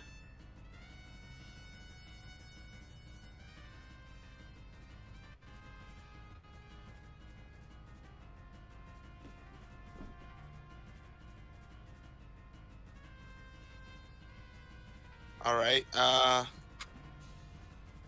Pork, One. pork, bark, bark. Hoppa. What are you doing? I'm quoting a wisdom dog. That's a good wisdom. Yes, it is. Howa, howa. She's gonna move closer to the orange one, but she's gonna tell Taka, Alright. get back. And then Taka looks over to you and says, okay, you got it. She's gonna move right next to Ark. Alright. Yeah, we can, roll that. And then she's going to cast at level 2 the spiritual weapon. Spiritual weapon.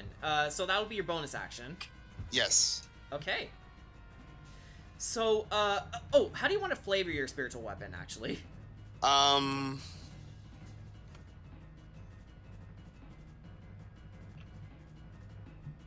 Let me think about what I want.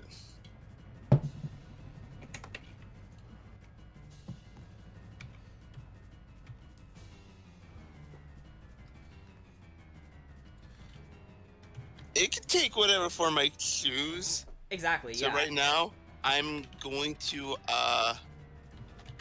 have it take the form of what weapons do I want to use? Bonk stick. Yeah, Make it a bonk stick. it can either be, like anything like a mace, a hammer, or even, like Jester, it can be a lollipop, but really it can be anything you want. Bonk stick. It's up to him. I know. I can't help it. I love saying bonk stick. Bonk stick is fun to say. I mean, sure, it'll be a baseball bat. Okay, ye old Or baseball something bat. similar. So, Or if maybe a ye old baseball bat materializes out of thin air, made of hardened light. all right, So what's your main? I have action? to make an attack roll, don't I? Yes, Yeah. Okay. but you'd be using your wisdom for it. Okay, my wisdom. Okay. So I add the spell attack bonus, right? Or do I just add Yes. okay, so You just Yeah. add your spell attack bonus to the roll. Yeah. Add your spell attack bonus as normal, and just use wisdom instead of how you normally do it. does a 24 hit? Yes, it does. Go ahead and roll Fuck. damage. Okay, spellcasting ability modifier plus 1d8. Wait, hang on. No, you got it right. I was like double checking the rules. You know, I was double checking the damage. You know. Yeah, like it says on a hit, the target takes force damage equal to 1d8 plus your spellcasting ability modifier. In your Okay, case, yes, it would be Wisdom. 12 damage. Okay. So 12 damage, you say? Yes. So, how does this? How do you land a home run on this puppy? Oh my god. Like these wolves aren't meant. These wolves aren't meant to be hard. It's they're supposed to be overwhelming you. She just says go away, and the bat like just kind of swings like as if it was like from under like an under us speaking like I'm trying to like how sometimes you can have it like to where it goes up. Oh, like you're doing an uppercut almost. Almost an kind of uppercut like motion? yeah, Right. kind of like with the with it. So Uh-huh.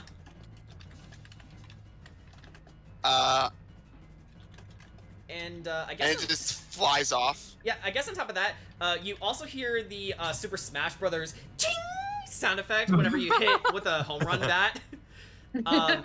So not only did you fling this wolf out of here, it died from the impact.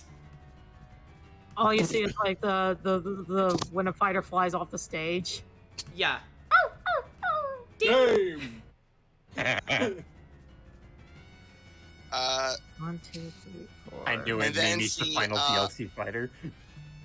We got Hey, about- guess which dire wolf has to now again make sure they're not hit by another spell. In this particular case, Sacred Flame. Oh, you're gonna do Sacred Flame? Yeah, Oh, because I still have my Okay. So you're going after the dire wolf specifically, right? yes. And Ricket, when does your curse take hold again? My curse took hold as soon as he failed the save. All right. I mean, specifically, what effects does it have? Oh, I can choose what effects it has. Right. Okay. So that's up to you. Gotcha. Yes. Okay.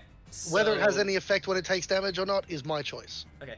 Also, doesn't it also have disadvantage on dex saves? Am I remembering? My hex. Yes, Yeah. Gotcha. Okay. that's from the hex. Okay. So So we got the curse duo right here. Hey, guess what? Disadvantage. Guess what's a dex save? Yeah, disadvantage on dex. I was getting to that. Okay, so let's see here. Yeah, More like so the curse of Ricket. okay, so with that, it rolled a 7 What? plus 4. So I don't think Banana. that hits. 7 plus 4. 11? 11. That would be 11. Mimi, what's your wisdom mod?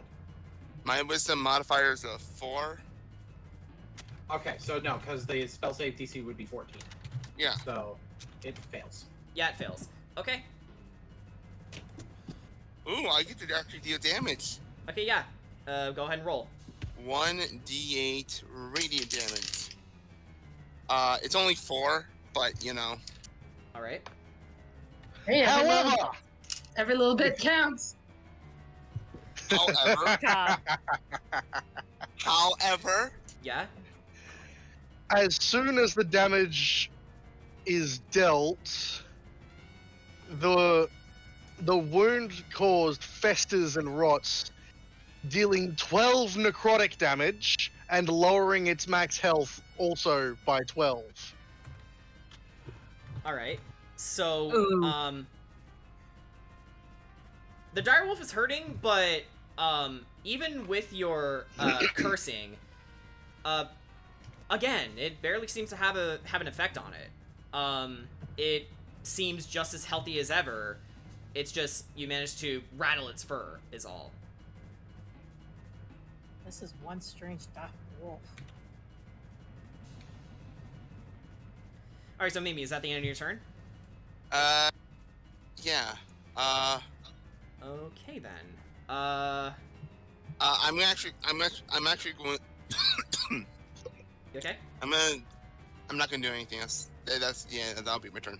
Okay, yeah, that's what I thought. Alright, so, let's see here. So the dire wolf is going to rush over to you, Mimi, so... and it's going to go... That was the purple wolf, not the dire wolf. Yeah, that's No, the no, purple. no, I know. Sorry, I know. Alright, so... Alright, let me take a look here.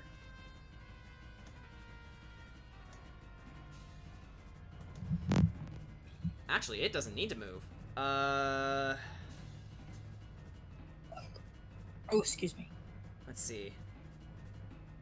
You're excused. Okay, so, it is going to cast Ray of Frost. I'm sorry, what? What? It's, What? Okay, so 60 feet, so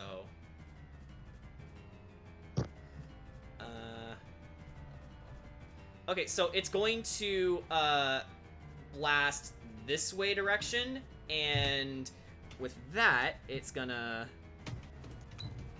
Okay, so first, it's gonna make a ranged spell attack. Considering its allies are within range, it's gonna use Pack Tactics. Okay, with advantage. Okay. Let's see here.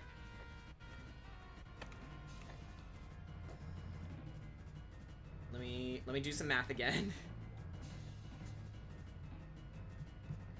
Alright, so, does a 14 hit any of you? Nope. Any of Like, Nah. specifically, Ark, and, it doesn't hit Taka. It hits me. Oh, it hits you. Okay, so, you take, I don't One- think it does. what's your AC? What's my AC? Yeah, your armor My class. AC, my AC is 17. Okay, so it doesn't hit you. Mimi, what's your AC? 12. Okay, so it hits you. You take 1d8 cold damage. So I do have a Infernal Constitution, so but does it protect you from cold damage? I actually believe it does. Okay. At least, so let me- which kind of okay. tiefling are you? It just The says faith, isn't I it? I have think- resistance to cold and poison damage. Okay. So you take 6 cold damage. Okay. All right. Uh, So 6 cold damage, and let's see here. Did Pinky get hit? Huh? Yeah, TP got hit. That's why he was taking the damage. Let me see what else I got here. What kind of wolf uses a spell? That's... A smart one. I've never seen something like Oh. that. Hey. Yes. Did you know that you could since I took damage, I get another thing that gets to activate. Oh, yeah. Hellish Rebuke. Ah, Hellish Rebuke. Wait, is that a which is reaction? It is a reaction. Oh, okay. Well, Basically- I've actually got that spell. I'll post Alright. it for you. Yeah, so it's one reaction when you're damaged by a creature within 60 feet of me that I can see. Yeah, there it is. Okay. Okay, so creature needs must- to make a dex save, but of course it's with disadvantage. Actually, given that its pack is within range, both purple and red, does it just take a flat roll? Because it normally gets No, because Pack of Tactics applies to attack rolls. This is right. This is technically. Okay. So it'll just make dex roll with disadvantage. I think, yeah. I have to roll 10, 1d10, 3d10 actually, because it's cast at level 2. Okay, By so default? it rolled a 9, so I think it failed. Yeah. Okay, so let's see here. Okay, so it takes 2d10 fire damage on a failed save. Well, That's 3d10 because it's cast at second level. yeah. 3d10, gotcha. 7, 8, not 24. 24 damage, okay. Yeah, it's still hanging in there. Only thing you did was, you know, set its fur on Simple fire, but fur. even then, it's still intact. Kira's But getting now, very but suspicious now that about you're, this wolf. but now you're noticing its eyes are beginning to glow. Why isn't it dying? I don't think this is a normal wolf, you guys. What could have Okay. given you that idea? Okay, so with that in mind, Corey, you're up next. What doing? Okay. Corey, be very careful. That being said,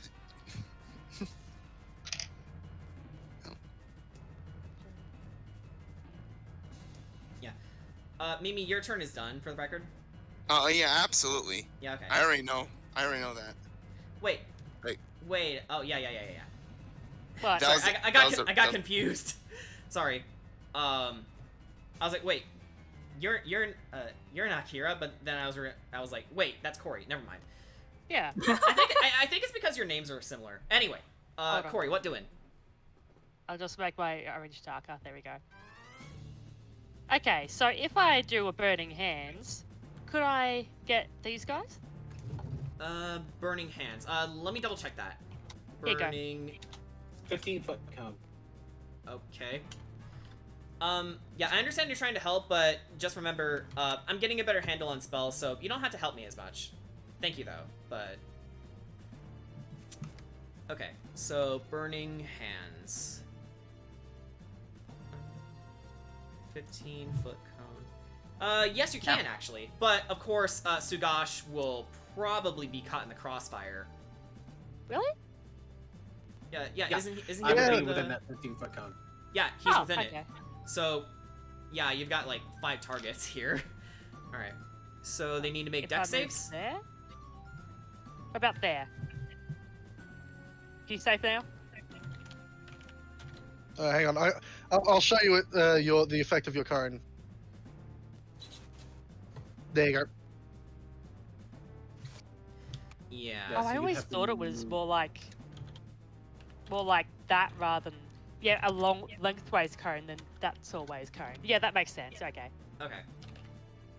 I mean, worst case scenario is I just go and heal Sugash. Yeah. I mean, Yeah, that's yeah, true. Sugash does rely on his dex, so I think he should be okay. But it's up to you for what you want to do. Mm. Well, Curry's pretty pissed off, so I think I'll do it anyway. Alright. They need to make dex saves, right? Yep. Okay, so again... And the direwolf would still have yeah, disadvantage. of course. Thank you, Hex. When you piss off the 2 spellcasters. Okay, so Yep. Direwolf misses the save. And now for the Okay. regular wolves, let's see here. I was wrong with damage. No, Uh-oh. zoom in. Yeah. Alright. Alright. So, That's not... Whoops. alright, Wolf Red misses. Oh wait, that's right, it's a saving throw. I can add the bless. Yeah, Yeah. yeah, Pink missed. Okay, that And doesn't then... help, really. Purple missed. Okay, so they all missed. And Okay. I got a 10, so I take full damage too. Damn. Crap. And also, thanks to Hex, the direwolf will take a little extra damage too. Alright. That's 1d6.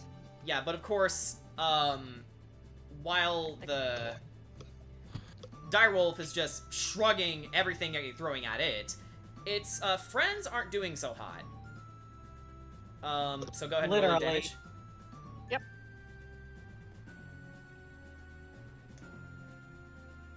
There you go. Yeah, 10 damage for them, and then 1 extra for the direwolf. Alright, so, Okay, Sugasha's at 5. Cool. Whoops. I Now got you, hold- homie. I'm coming. Yeah. Hold so on, I've got. Is this? Oh yes, I've got it as a bonus action too. Okay, so as a bonus action, I'll cast Healing Light on Sugash. All right then. Sorry, how about it's 3d6, right? Yep, 3d6. 3d6 is a bonus action? Apparently. That's busted as fuck. Yeah, I think it's pretty silly too, but it's there. Anyway, I roll. Sometimes spell levels don't make sense. 9. You rolled a 9? Yep.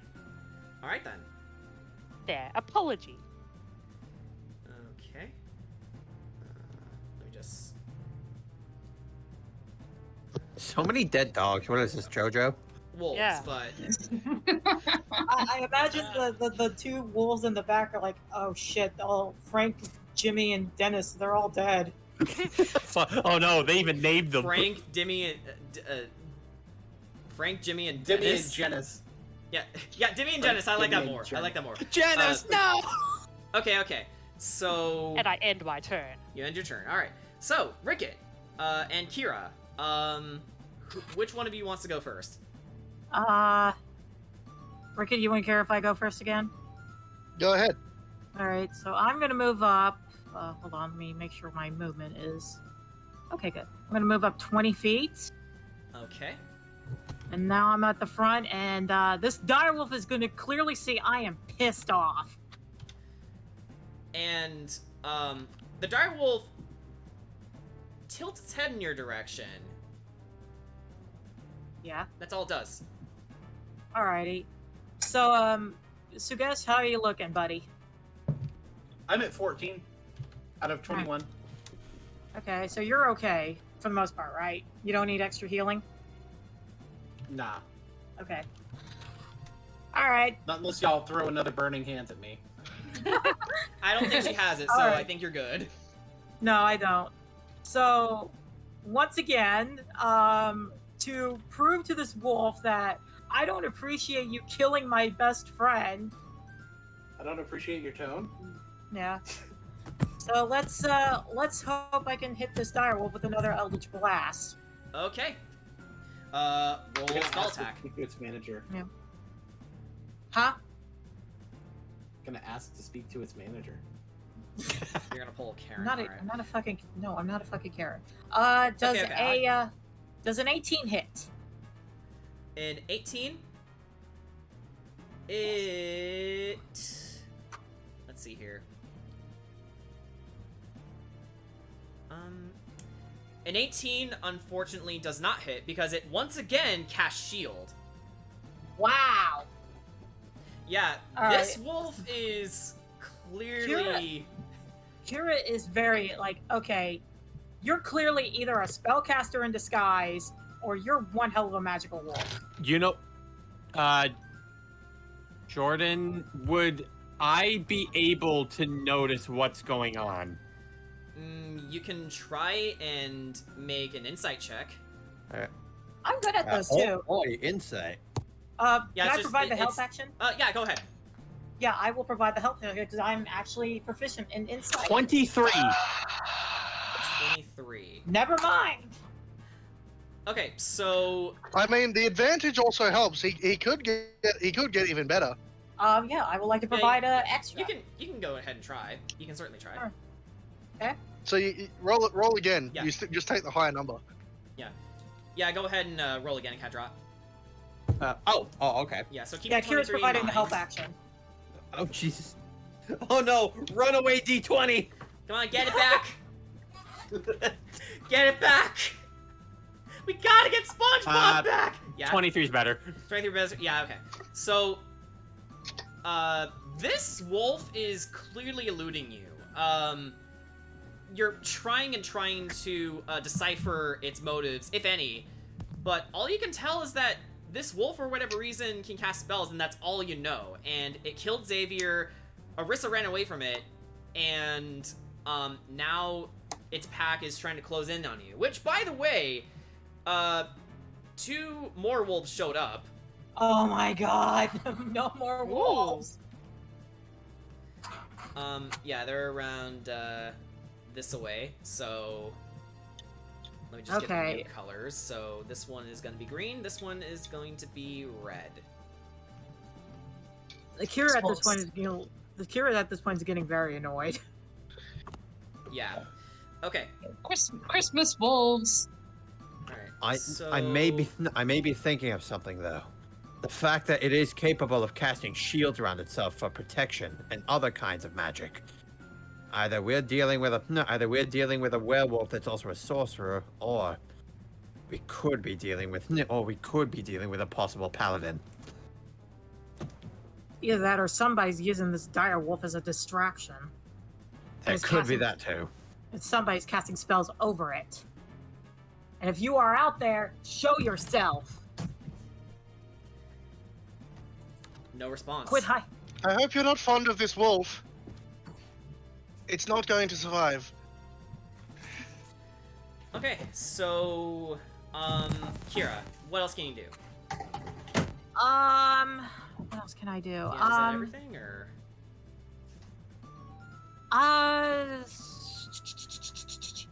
Damn it. Is protection from good and evil considered a bonus action? Let me look it up for you. Does it say? Protection from good and evil, you said? Yeah. Okay. It's one action, and it's concentration up to 10 minutes. Yeah, so it's not a bonus action. Yeah, it's not a bonus action. Yeah. It's just an action. Okay, then. Never mind. I know what I'm planning on doing next turn though, because like I'm glad that everybody's like right now right beside me. I also have a plan for when my turn eventually comes up. Okay. I'm about to narrow down. I too have a plan. Oh. We all have plans. My plan is to punch. I had something going there. My I had a plan- to get on its back and ride the fucker like a horse while repeatedly stabbing it in the eyes. Okay. Oh, so we're going to So- Shadow the Colossus up in here. Yeah, more like Twilight Princess with the Water Temple boss, where you're just like stabbing it in the eye several times as you're hanging onto it. Okay, so Kira, is that the end of your turn? Yeah, she's right now also keeping an eye, like maybe watching the trees, see if there's like any movement or anything. Right. Okay. So Ricket, Because she has a feeling there's something going on. Yeah. All right, Ricket. What are you doing? Moving over here. Okay. And lo and behold, I'm gonna stab it. Okay. Roll attack. Curses. What? That is only a 14. Only a 14? Okay, that misses. So, you try to swing at the direwolf, but surprisingly, it catches your knife in its jaws, and That's it so cool. glares at you and snarls, like...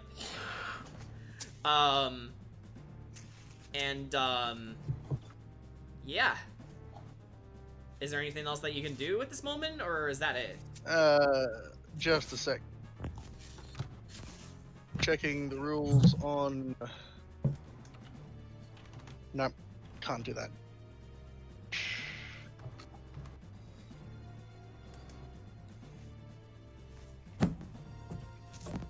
Jeez, the werewolf never gave us all this trouble.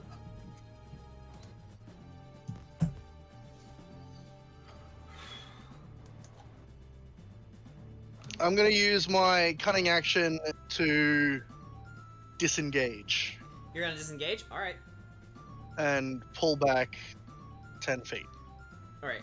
So, with one, swift motion, you take the knife and your hand out of the material plane and into the ethereal plane, and in one swift motion, as the jaw is clenched, you take your hand back and rematerialize your hand and disengaged. I thought you were gonna pull like some the hand bullshit and have me literally Nah, drag myself using No, the ethereal plane. basically you clip through his jaws. That's basically what you did. You clipped through his jaws. Gotta love no clip. Alright, so I'm gonna have to chart As my soon phone as after someone this, learns fly, but- please use it on me so I can go through walls. Okay. Curse of Strahd, designed by Bethesda. God damn it. Except I'm not using a Strahd based race. All right, so I think if there's nothing else, Sugash, you're up next. Okay. So what we're gonna do is we're gonna come up and we're gonna smack the bitch. Okay. Makes sense. I mean, they are bitches. I don't know if that. Literally. Get it, Sugash. Does six. Oh wait. Wait. I forgot. Bless. Yeah. Does a 17 hit? Does 17 hit? Let me double check something. It does not. Okay. Good thing I still have 2 key points. Okay. And I can spend one of them to flurry of blows. Okay.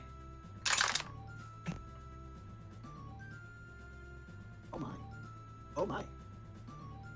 Does Oh a my. 22 hit on the first flurry attack? Does a 22 hit? Give me a second. Yes, it does, actually. Roll damage. Damn! Go Sugash. Hey, that works for me. That'll be 5 damage, please. Thank you for shopping at Walmart. Mm-hmm. And another 4 necrotic damage, along with its health being reduced by another 4 damage. By another 4 points. Right. And on the second flurry attack, that's definitely a miss. That's a 4 on the die. 4 on the dot. Okay. Yeah.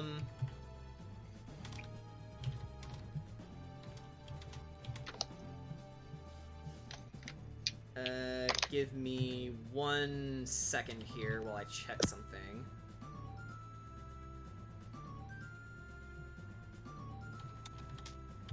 All right.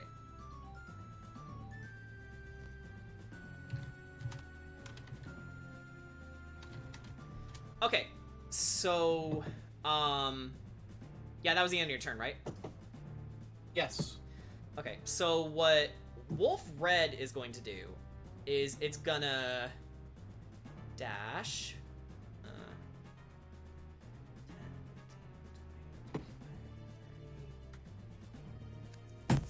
Wait, let me do that again.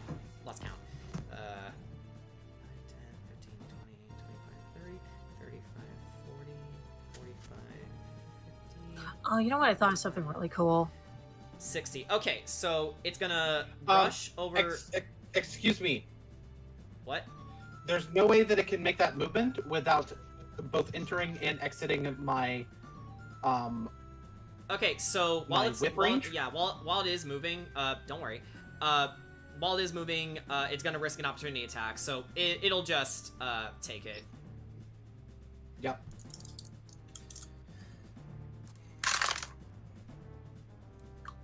Damn it, Ark's in the way. Ark can be me. Does a 17 hit?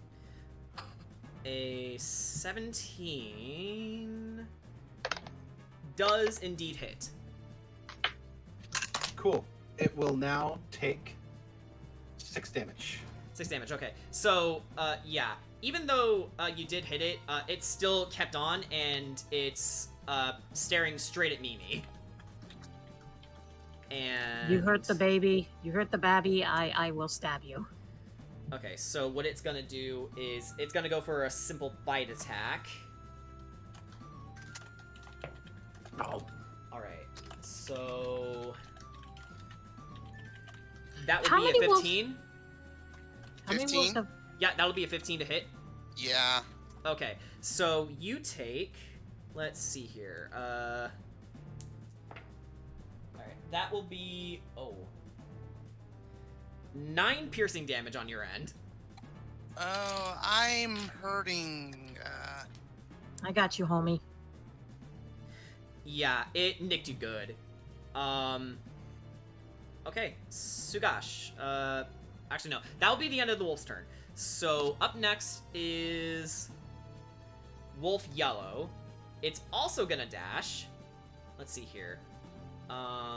It's gonna dash over to 1, 2, 3, 4, 5, 6, 7.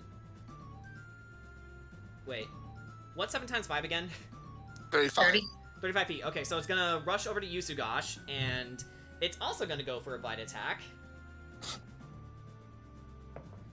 Alright, with a 13, I think that's gonna miss. That'll miss. Yeah. So it gnashes its teeth at you, but you're well aware of the danger that these wolves present, so you just weaved out of the way.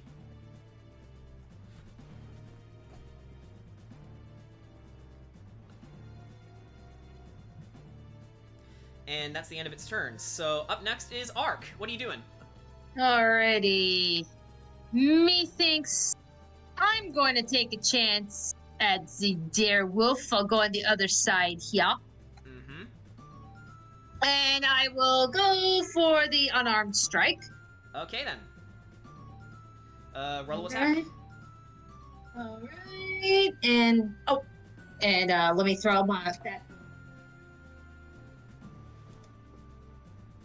Oh look, that's flanking. Okay, it is 22. 22. Does that hit? Oh, did you add a +2 to your flanking? Oh, okay. So then, 24. Yeah, that definitely hits. Alright then. Skin this puppy. I hope we kill this thing and the other wolves just run off. Alrighty. Let me see. Let's roll. Let's see. Oh, that is the wrong dice. See.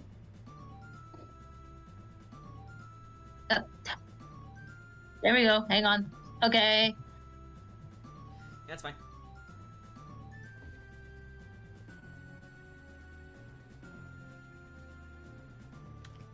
I believe.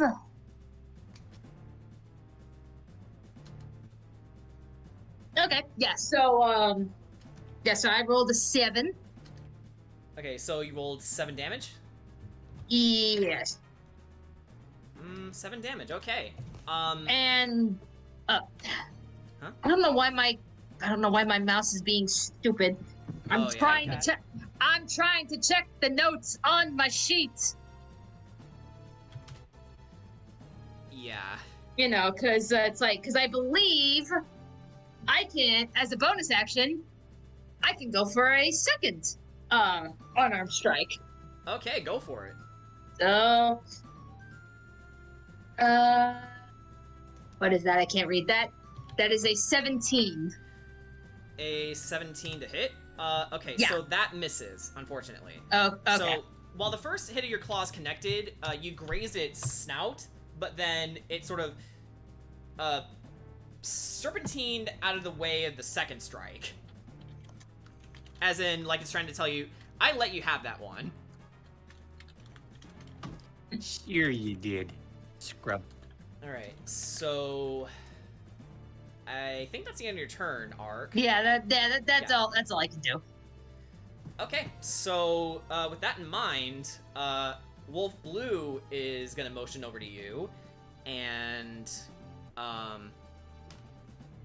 seeing Damn it. as now you're being flanked, it's gonna go for a bite attack.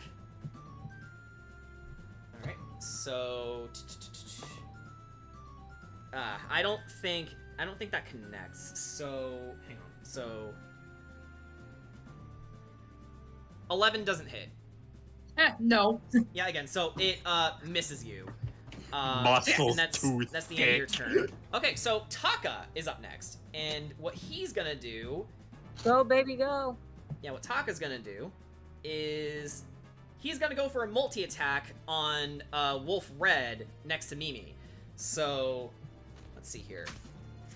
Makes 2 melee attacks. Oh. Oh. So, let me do the math real fast. Okay, so the first attack is going to be a 21. Oh, the man. second attack.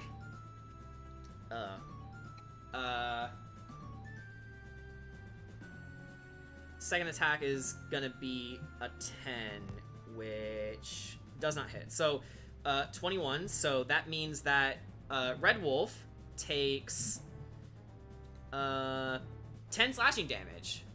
It is like hanging on.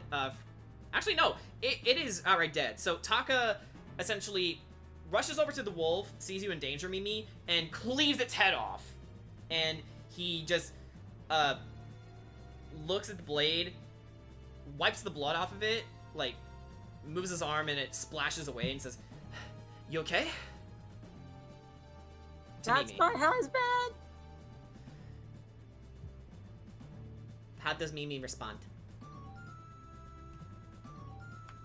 Where did the wolf bite? First off, I'm not saying this as I'm not saying this as Mimi. I'm saying this as me. On your leg. Don't worry. Yeah. These wolves won't infect you with anything, but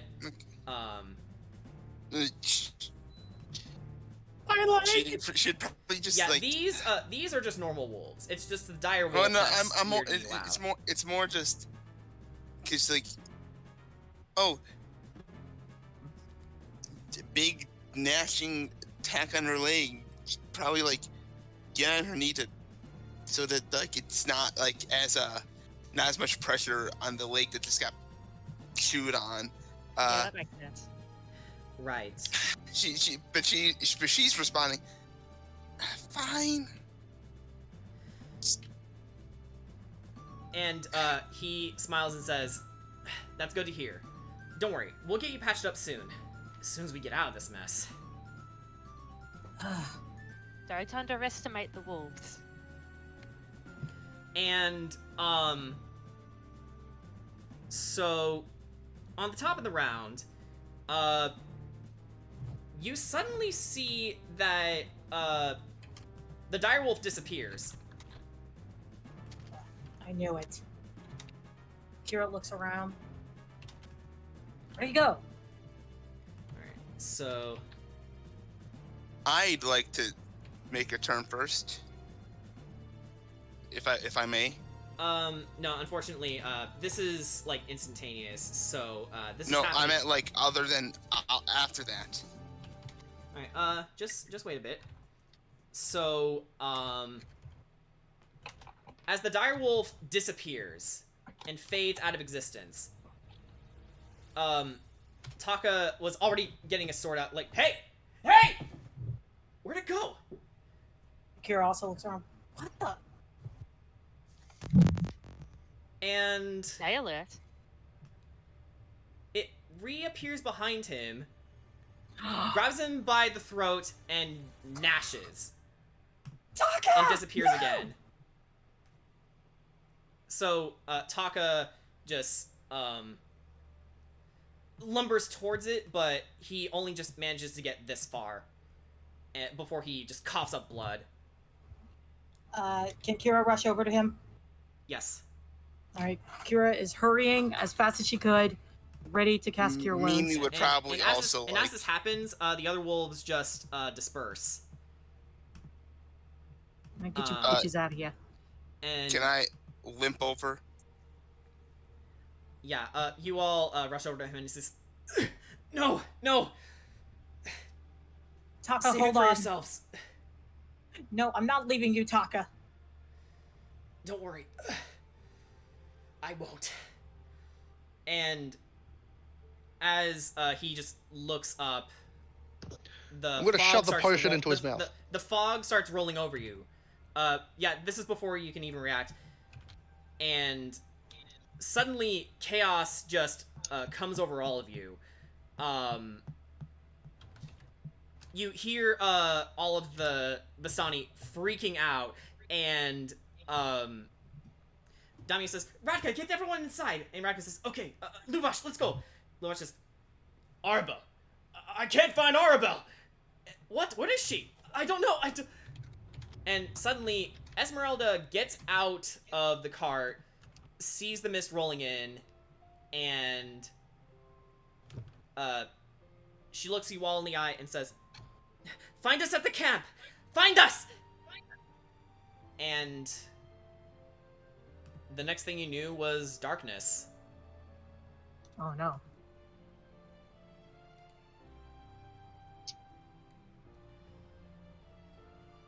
And Taka! Taka! a few moments pass.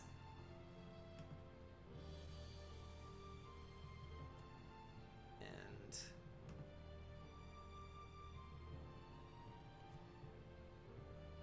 as the mist settles,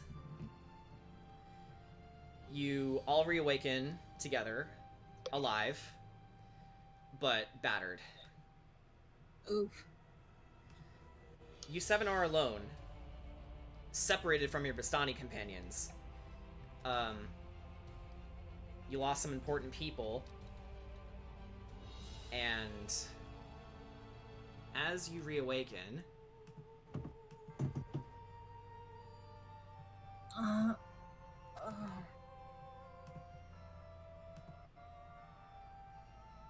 We all healed, by the way. Or are we still sustaining any injuries that... hang on, give me a second. Okay, so I can't show it in the chat because the file's too big, but you have all reawakened in a place you don't recognize.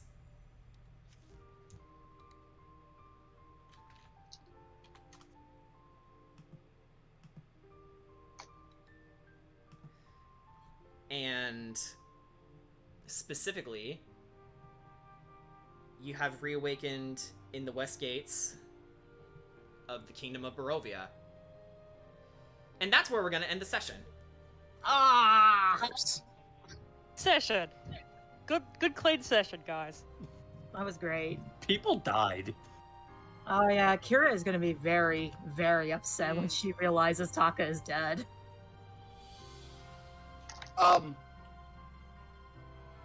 That's not necessarily the case. And I think you know that. Well, you don't know. Exactly. So, yeah, with that in mind,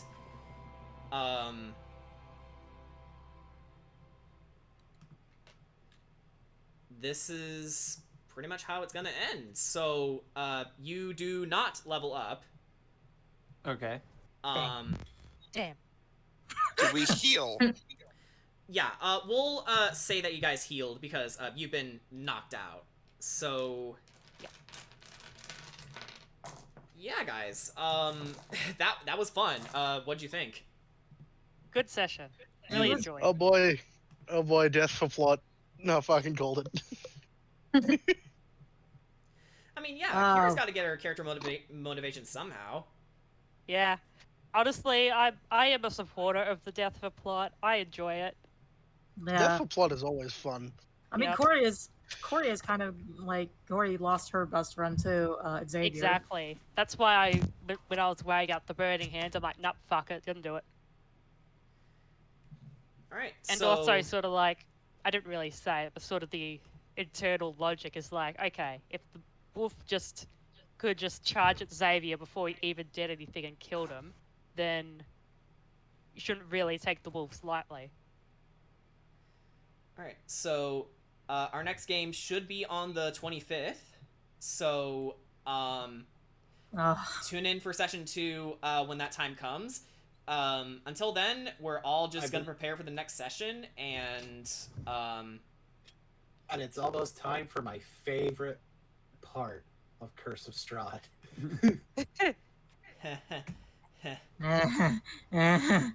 I'm in danger. Exactly. All right. So see you guys then. So Alrighty. Bye. Hey.